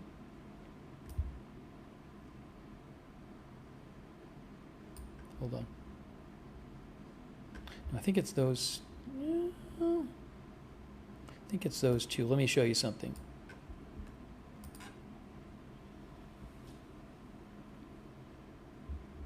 You can see here it says Mexican forces tracked slain cartel boss to secluded cabin, officials say. We watched this press conference earlier. The Washington Post says Mexican forces tracked the drug kingpin known as El Mencho, whom they killed in a major operation yesterday, in part by tracking one of his girlfriends to a secluded cabin. Officials canceled school in some states and warned communities to stay inside as reports spread yesterday of violent cartel reprisals. And authorities deployed thousands of troops to the western Mexican state of Jalisco, but today the Mexican president said the country was under control and returning to normalcy.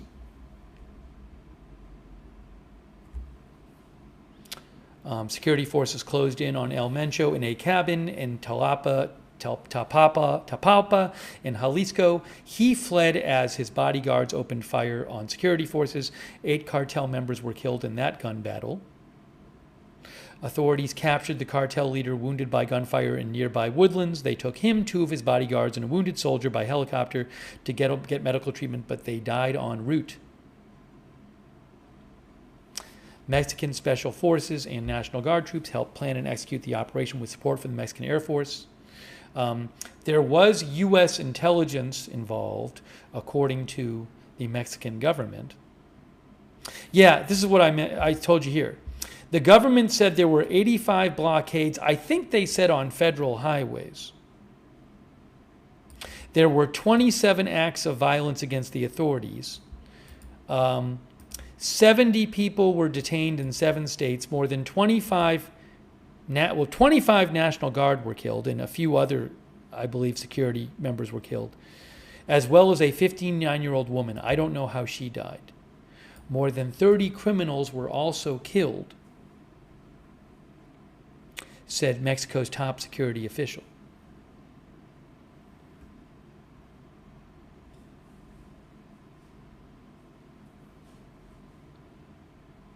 Guadalajara, the capital of Jalisco, was among the city's hardest hit. Photographs taken in the immediate aftermath of El Mencho's killing showed the burnt-out wreckage of cars and buses blocking Guadalajara street junctions and entrances to bus businesses, with surrounding neighborhoods largely empty after residents were warned to stay inside. Yeah, Puerto Vallarta, I saw a bunch of video online showing a bunch of fires there. I saw one video last night, a TikTok video, that appeared to be legit, that showed many cars on a street that had been burnt out. In Puerto Vallarta, a vacation resort on Jalisco's Pacific coast, footage verified by Reuters showed black smoke billowing over the city and burning vehicles blocking a highway underpass.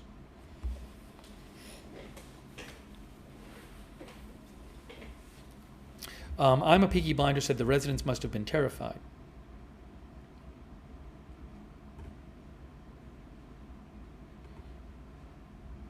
But again, the government today said they thought that things were getting back to normal.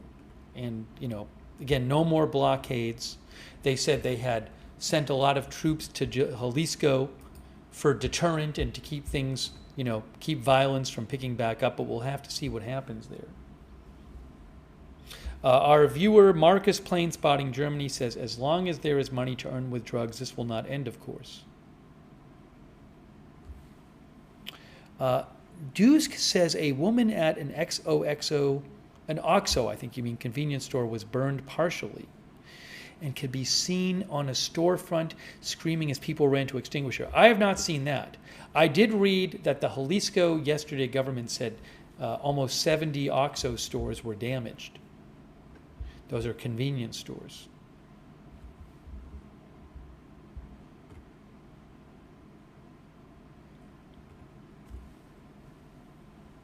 On Iran, our viewer, says, I think they're trying hard to avoid an attack. Do you mean Iran? And there will be no talks on Thursday, so definitely no attack until then. I might have some more video here. Hold on a moment here.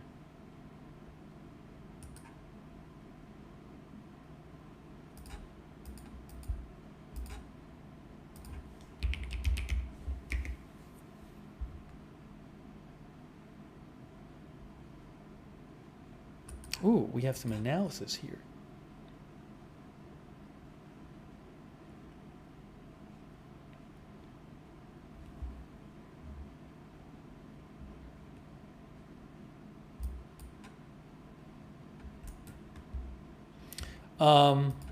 Reuters says unprecedented military raid is a risky gamble for Mexico's President Sheinbaum. The Mexican military raid that killed the country's most wanted cartel leader was President Sheinbaum's biggest bet yet, doubling down on her historic offensive against the country's most powerful organized crime groups. This was a surprise raid launched by the Mexican military on El Mencho, the shadowy leader of the Jalisco New Generation Cartel, which had become Mexico's largest and bloodiest cartel. His killing marks a potential inflection point in the country's war against the cartels. It was the biggest security-related operation in Mexico in at least a decade. The U.S., which provided intelligence support for the raid, has been pressuring Sheinbaum to do more to crack down on the cartels, with President Trump repeatedly threatening to take unilateral military action in Mexico. That's something that I think Sheinbaum does not want to happen. In the press conference today, she kept talking about, the U.S. is respecting our sovereignty. They don't want, the Mexican government does not want the U.S. taking unilateral action on its own. And I think it sounds like they think it would be politically popular if the U.S. was taking action on its own without being controlled by the Mexican government in Mexico. For Sheinbaum, the raid was a successful way to send a signal to Washington that it can pull off sophisticated operations against the most powerful criminals in the country without U.S. troops on the ground. But in Mexico, the operation also risks triggering a backlash against the popular leader if violence spins out of control in its wake.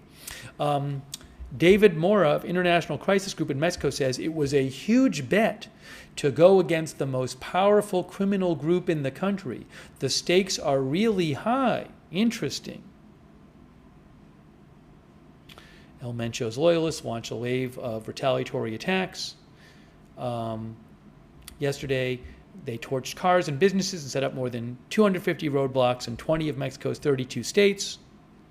Most of the roadblocks were dismantled by last night, but the spasms of unrest sparked fears in a nation weary of after nearly 2 decades of its bloody war on the cartels. The political risks are particularly sensitive for Sheinbaum, says Reuters, whose leftist Morena party rose to power in 2018. Their rise to power in 2018 was in large part fueled by Mexicans' anger over the drug war that has left tens of thousands of people dead or missing. Her predecessor, Andres Manuel Lopez Obrador, in her party, prioritized alleviating poverty and other root causes of violence through social programs, embracing a slogan of hugs, not bullets. But critics say his approach allowed crime groups like the CJNG to entrench their territorial holdings and expand into a dizzying array of industries, from the extortion of avocado producers to complex fuel smuggling schemes. Interesting. While Sheinbaum has mostly followed Lopez Obrador's political map with the killing of El Mencho, she has definitively broken from her predecessor's security policy, said Geronimo Mojar, a risk analytics expert.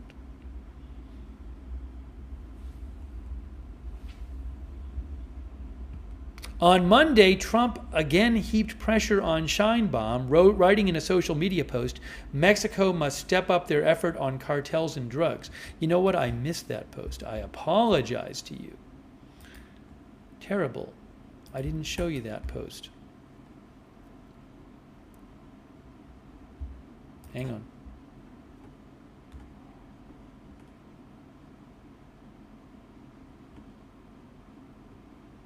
Oh, right here. It's pretty short. Great interview of American patriot Derek Maltz by wonderful Fox and Friends host Lawrence Jones, who is terrific. Mexico must step up their effort on cartels and drugs, Trump said. And, hold on. This is an interesting article we've been looking at about, they call it a gamble for Sheinbaum to go after this cartel like this. Opening up another front in the war. Let me just show you the end of the article here. I think it's interesting. Hold on.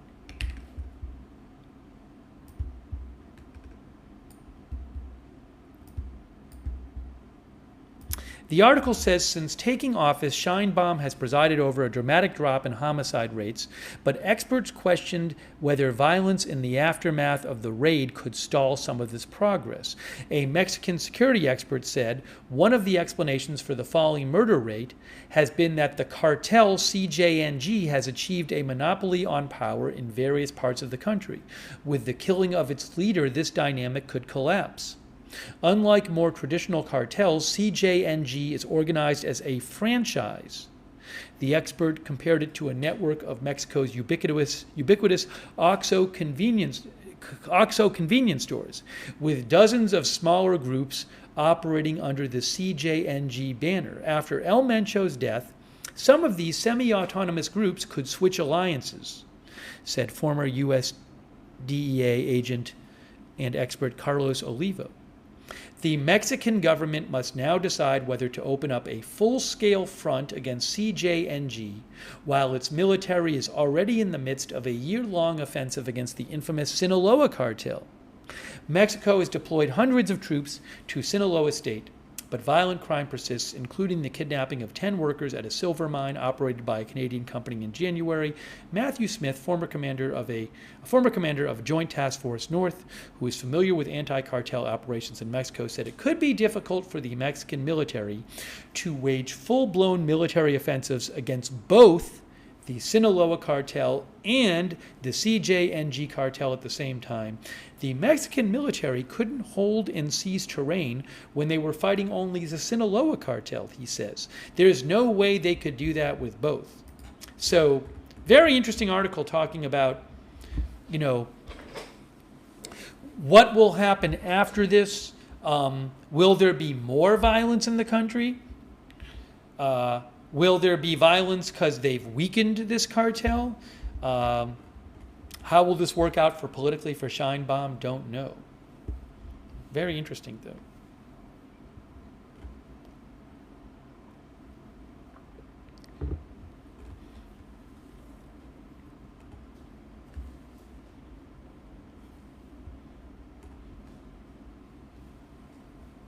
Ben Van says, doing something may be better than doing nothing.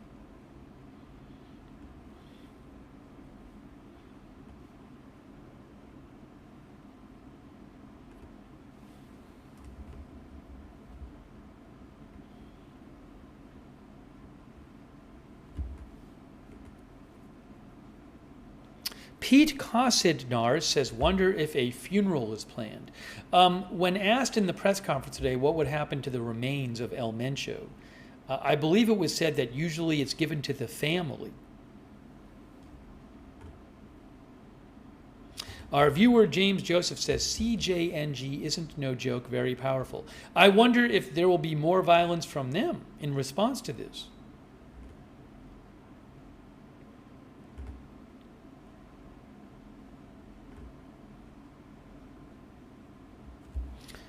Harbinger of Chaos thinks the cartels run Mexico. Not like their government will do anything continuously to stop that. So why worry if the Americans go in and clean up, says our viewer. Beth McDowell says, as long as drugs are illegal and there's a lot of money to be made, this is a theater.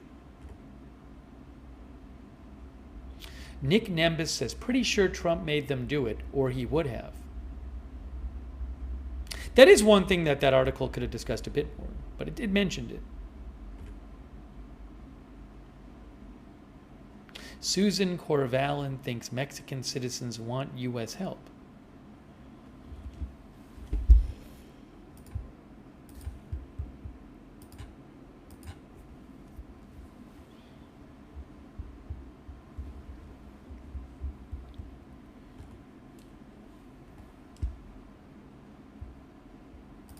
If you missed it, there was an interesting claim in the press conference claiming that they said that they got help from U.S. intelligence, but the President Scheinbaum, said the whole operation was planned and carried out by Mexicans, by Mexican forces. To me, the implication was that there was no U.S. personnel on the ground. Also, they said that, like, they were asked about, what intelligence did the U.S. provide? You said the U.S. provided intelligence because they talked about how they had tracked this person, this man who was close to this woman, and the woman was a romantic partner of El Mencho. So they tracked the guy, and then they tracked the woman through her, and then the woman, I think they said, went to visit El Mencho. And they were asked, did any of that come from the U.S.? And they basically said no. They said none of that came from the U.S. I don't know how much maybe they're being honest about it, maybe not. I don't know how much the U.S. was involved. Was there really no U.S. forces on the ground with them? Was there really, did none of that intelligence that I specifically mentioned there, did none of that actually come from the U.S.? I don't know.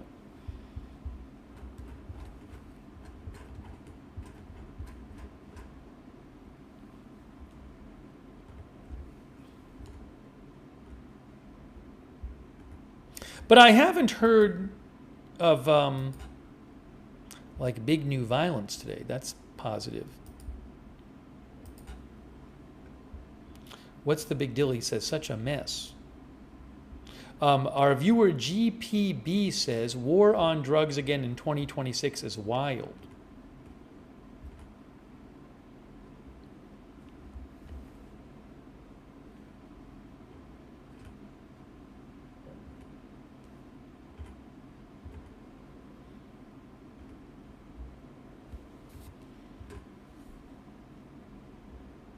Oh, I have an update here from the U.S. Embassy in Mexico. They just posted an update.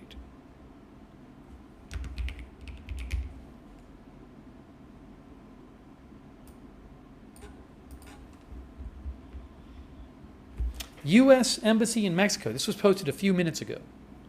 Security alert, update 5, ongoing security operations. By the way, a quick thank you to Larry Martinez. Larry says if the drug cartels can do that much damage and mayhem there, they can certainly do that here. They are terrorists and they should be dealt with as such. Thank you, Larry Martinez. Thanks also Express Investing. How did they light the vehicles? That I don't know specifically. I watched a couple videos of vehicles being lit on fire, but I can't even remember how that happened. Thank you, Express Investing. Also, I am Charlie, who thinks Russia and China will do nothing if the U.S. attacks Iran, only make noise. Thanks, Evelyn in Maine, our member. Thanks, Sunava, our member. Thanks, Ruben Michaels. Thanks for your service in the 101st Airborne, Ruben Michaels, too. Thanks, Travis Becker, who thinks Trump will free Iran in some way, shape, or form. Thanks, Ryan Pay. Ryan Pay says, didn't Iran say they would give some oil investments to the U.S. or allow U.S. companies to act as contractors as incentive for a possible nuclear deal? That I do not know. I don't know, Ryan. I don't know if that could be part of a deal. Interesting question. Thanks also, Always Questioning. Always Questioning says, everyone knows it can lead to a wider war in Iran. I think he means launching an attack. We have been at war with Iran and its proxies for 30 plus years. They killed U.S. troops as recent as 2024, says Always Questioning. All right, let me give you this update from the U.S. Embassy in Mexico. Security alert, update 5, ongoing security operations. Locations, Jalisco State, including Puerto Vallarta, Chapala, and Guadalajara. Nayarit State, including the Nuevo Nayarit, Nueva Vallarta near Puerto Vallarta.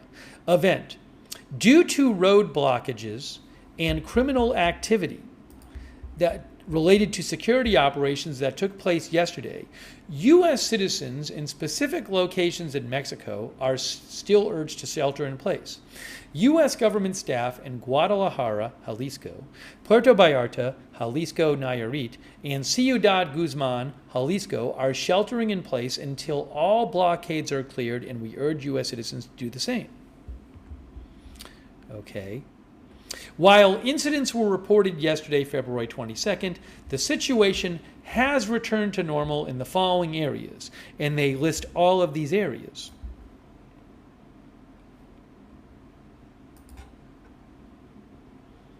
Okay.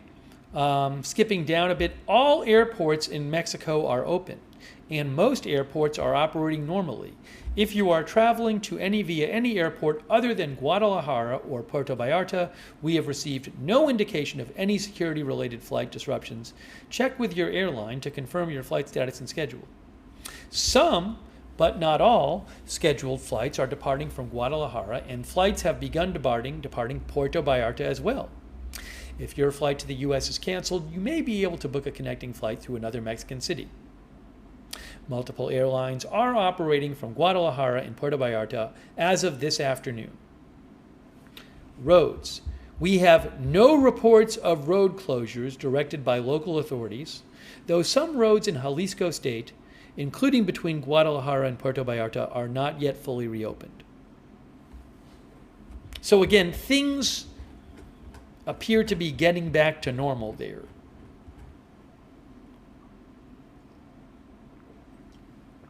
At least for the moment.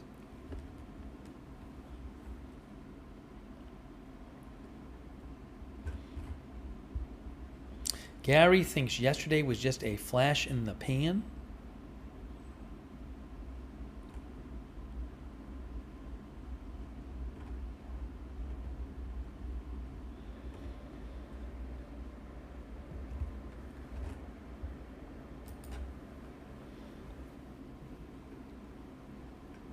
Hang on, some people sent me some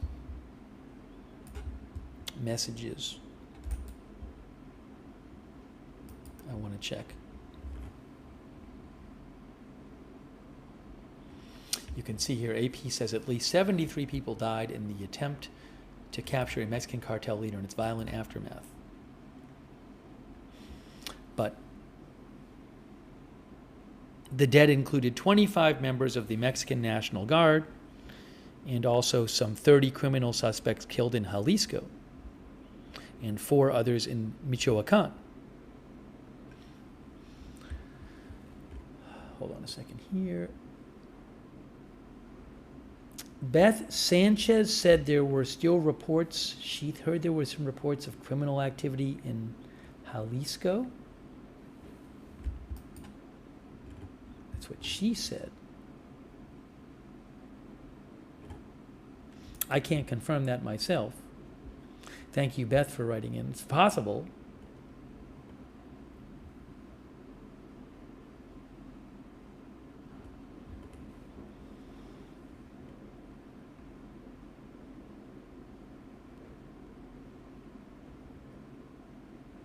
Backyard Birder wrote in and thinks Trump should not be talking about, if I'm reading this right, Backyard Birder, our viewer, thinks Trump should not be talking about strategy for Iran on social, especially on social media.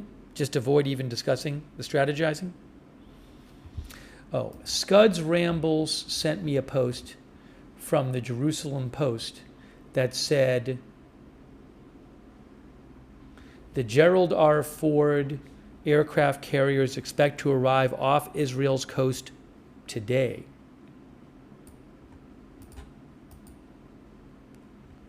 Where is this? Yeah, some people were asking about the second aircraft carrier. The Jerusalem Post did have a report today saying that the USS Gerald R. Ford, the world's largest aircraft carrier, is expected to arrive off Israel's coast and dock in Haifa, Israel today, according to them. Thanks for mentioning that.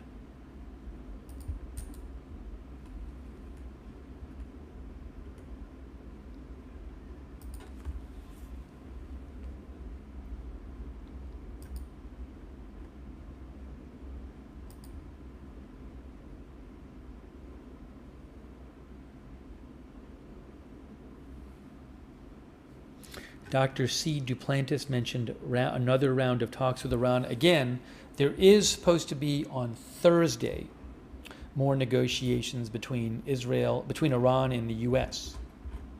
We talked about that earlier.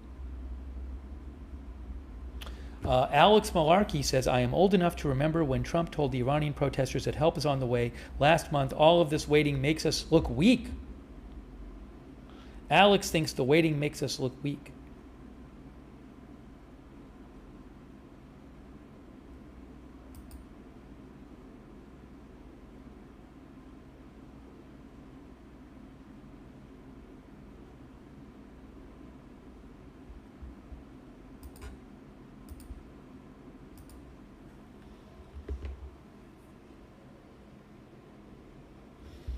All right, let me just see if I have any updates here. Again, if you, this was interesting. AP reported in Mexico, more than 1,000 people were stuck overnight in Guadalajara Zoo, where they slept in buses. On Monday morning, mothers wrapped in blankets carried their toddlers out of the buses for a much-needed bathroom break as police trucks guarded the area. Luis Soto Rendon, the zoo's director, said many had been trapped there since Sunday morning. We decided to let people stay inside the zoo for their safety, he said. I don't know so it sounds like they weren't just visiting the zoo. They went there for safety. Jose Luis Ramirez, a 54-year-old therapist, was in a long line of people waiting outside a pharmacy, one of the few businesses that was open Monday in Guadalajara.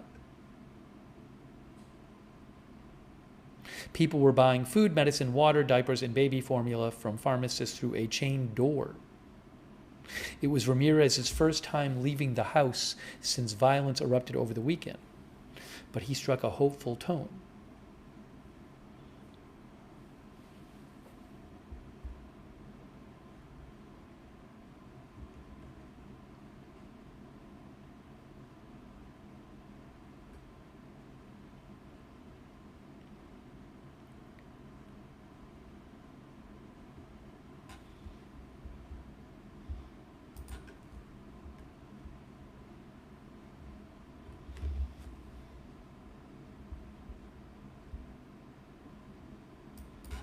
Daniel Brostowicz says Obama sent the mullahs 1.7 billion cash delivered on pallets. How did that work out?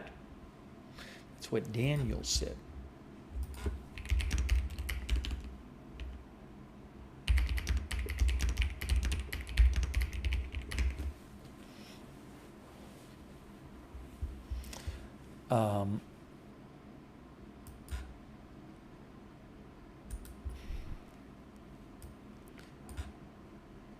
By the way,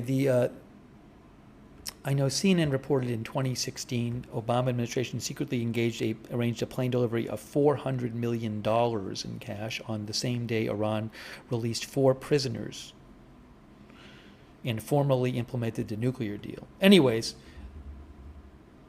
I don't want to get into all the history of that, but that's a whole other thing. Maybe in a future Iran stream, we'll talk more about the past nuclear deal with Iran. Let's see here. Do I have anything else to update you with?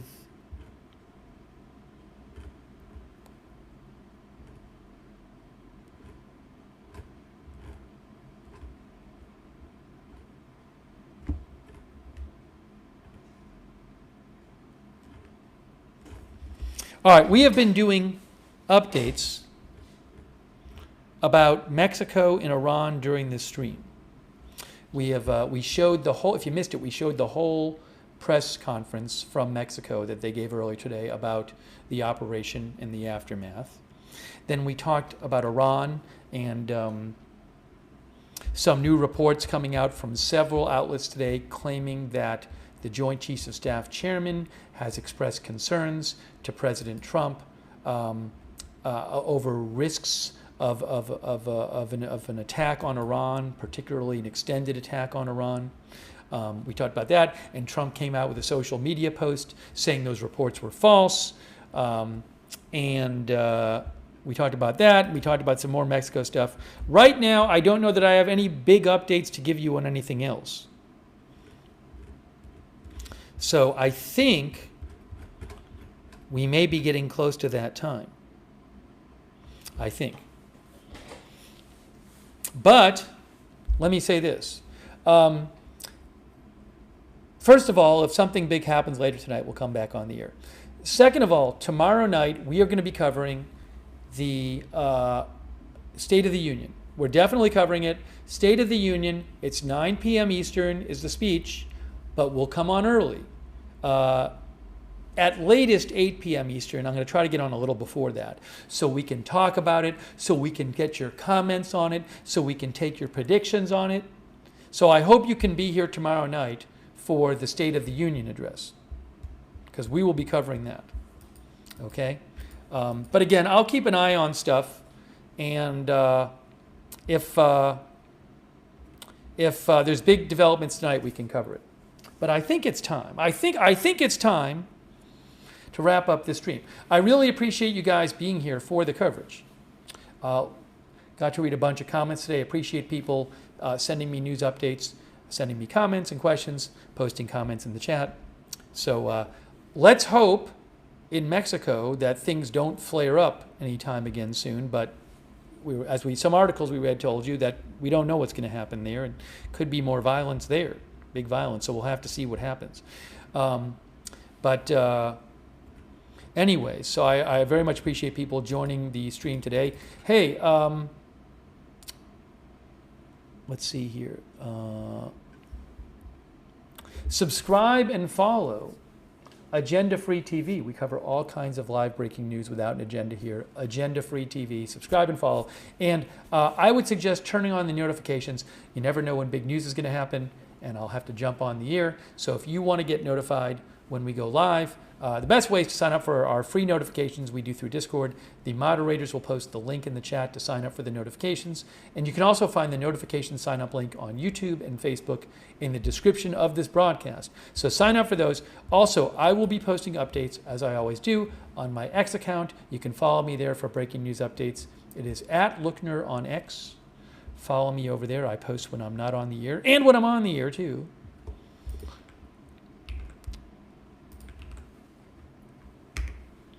But again, thanks for being here and for watching and for all of your contributions. Hey, I want to shout out our. I owe some other people thanks here. I'll finish the thanks in a second. I owe some viewers thanks, but I want to thank our moderators. They are amazing. They are always here. They're the reason that we can have our chat rooms. We couldn't have it without our moderators. I really appreciate them being here. For example, BZ Ruth over there on YouTube have been there. Beth Mythical, Danny James, Roberts May Queen, and all of our other YouTube moderators. Huge thanks for being there. On Twitch, our moderators over there like Big Ball of Yarn, LB Prairie Dawn, and all of our other Twitch moderators who've been there today. Kay Lowry Body, Margaret Riley, Paul Anderson on Facebook, huge thanks. And our ex-moderators, Linda Belk, Larry, and Misha. Thank you so much to all of our moderators. Thanks to everybody who supported the channel today. That's really kind of you. Very much appreciate it. Really nice of you. Make sure I got everybody. Oh, Least Trustworthy Weasel, I owe a thank you to, who says, remember that movie called Citizen 4 starring Edward Snowden? The NSA and CIA are conducting illegal operations all over the world, says Least Trustworthy Weasel. Hey, thanks for your support. I really appreciate that. And also thank you to Liquor. I'll say Liquor. There's really, I'm going to say Liquor. Liquor plus the rest of the name. Liquer. It's an iffy name, so maybe I'll say liqueur to really avoid. I can't tell if it's one of those intended naughty names, but I'm not gonna go down that road. So I'll say liqueur. But thank you for subscribing on Twitch, and thanks to again everybody who donated. If you ever want to donate, you go to agendafree.tv, agendafree.tv. But that's really nice of you guys. Hey. Also, a reminder, another great way to find out when we're live, if you're on X, is follow us on X at Agenda Free TV. I always post there before we're going live at Agenda Free TV. And I post updates about the channel there too, at Agenda Free TV. Hey, we also have a chat where you can chat with other viewers when we're not live. Our Discord chat, it's free. A bunch of our viewers like doing that. Check out our Discord chat. It's the same link as the free notifications link if you want to check the chat out. And big thanks to our Discord moderators who help us out on Discord. Very much appreciate you. And hey, also for those who watch on YouTube, I would suggest turn on the YouTube notifications. It's another great way to find out when we're live. The way to do that is on YouTube. You have to subscribe to the channel, and then you click the bell and you choose all notifications. If you're already subscribed, make sure you click the bell and choose all notifications. Okay. Yeah, State of the Union. Tomorrow night, live coverage right here. We will be covering it tomorrow night. Join us for the coverage tomorrow night of State of the Union. We're going to start covering primary elections soon, too. When is the next big primary election? When is the Texas primary election? Texas is... when is it?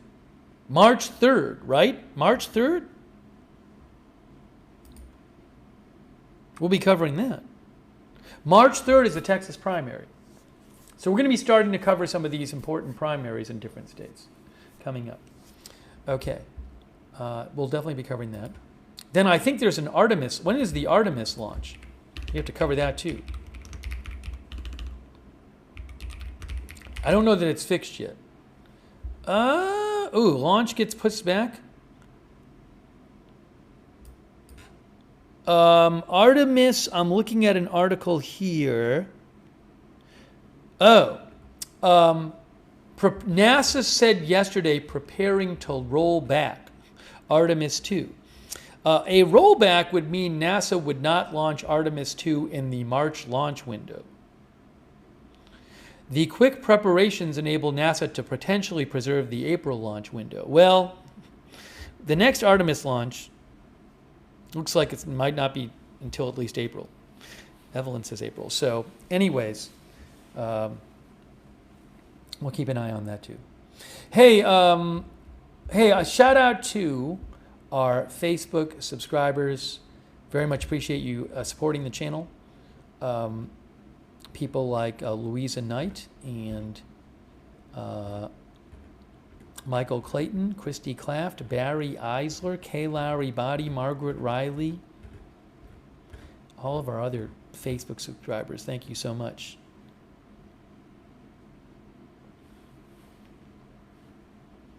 Chuck Mosca, our Facebook viewer, says he thinks the deal Trump is seeking is very similar to Obama's nuclear agreement that Trump walked away from. That's what Chuck Mosca said. Thank you, Chuck, for watching as well. Hey, all of our other Facebook subscribers, thanks so much for subscribing over there. And our Twitch subscribers. Maybe in future coverage, we can talk more about the previous nuclear deal. I'd like to talk about that some in a future stream. Hey, thanks to our Twitch subscribers, Wall Street, Shaggy, Jack's Animals, Grant 74P, Seed Music, Sarah, Matthew Kohai 3, Grant 74P, Annie Cush, Liquor, My Mind Spray. Thanks Caffeinated for the bit over there on Twitch. Thanks to King of Wit, Jack's Animals. Pebbles Flintstone, thanks for subscribing. Amelian, Old School Dad. Annie Cush, thank you for subscribing. Canadian till the end VO. Thank you also for subscribing over on Twitch. And all of our other Twitch subscribers. And I want to thank our YouTube members as well.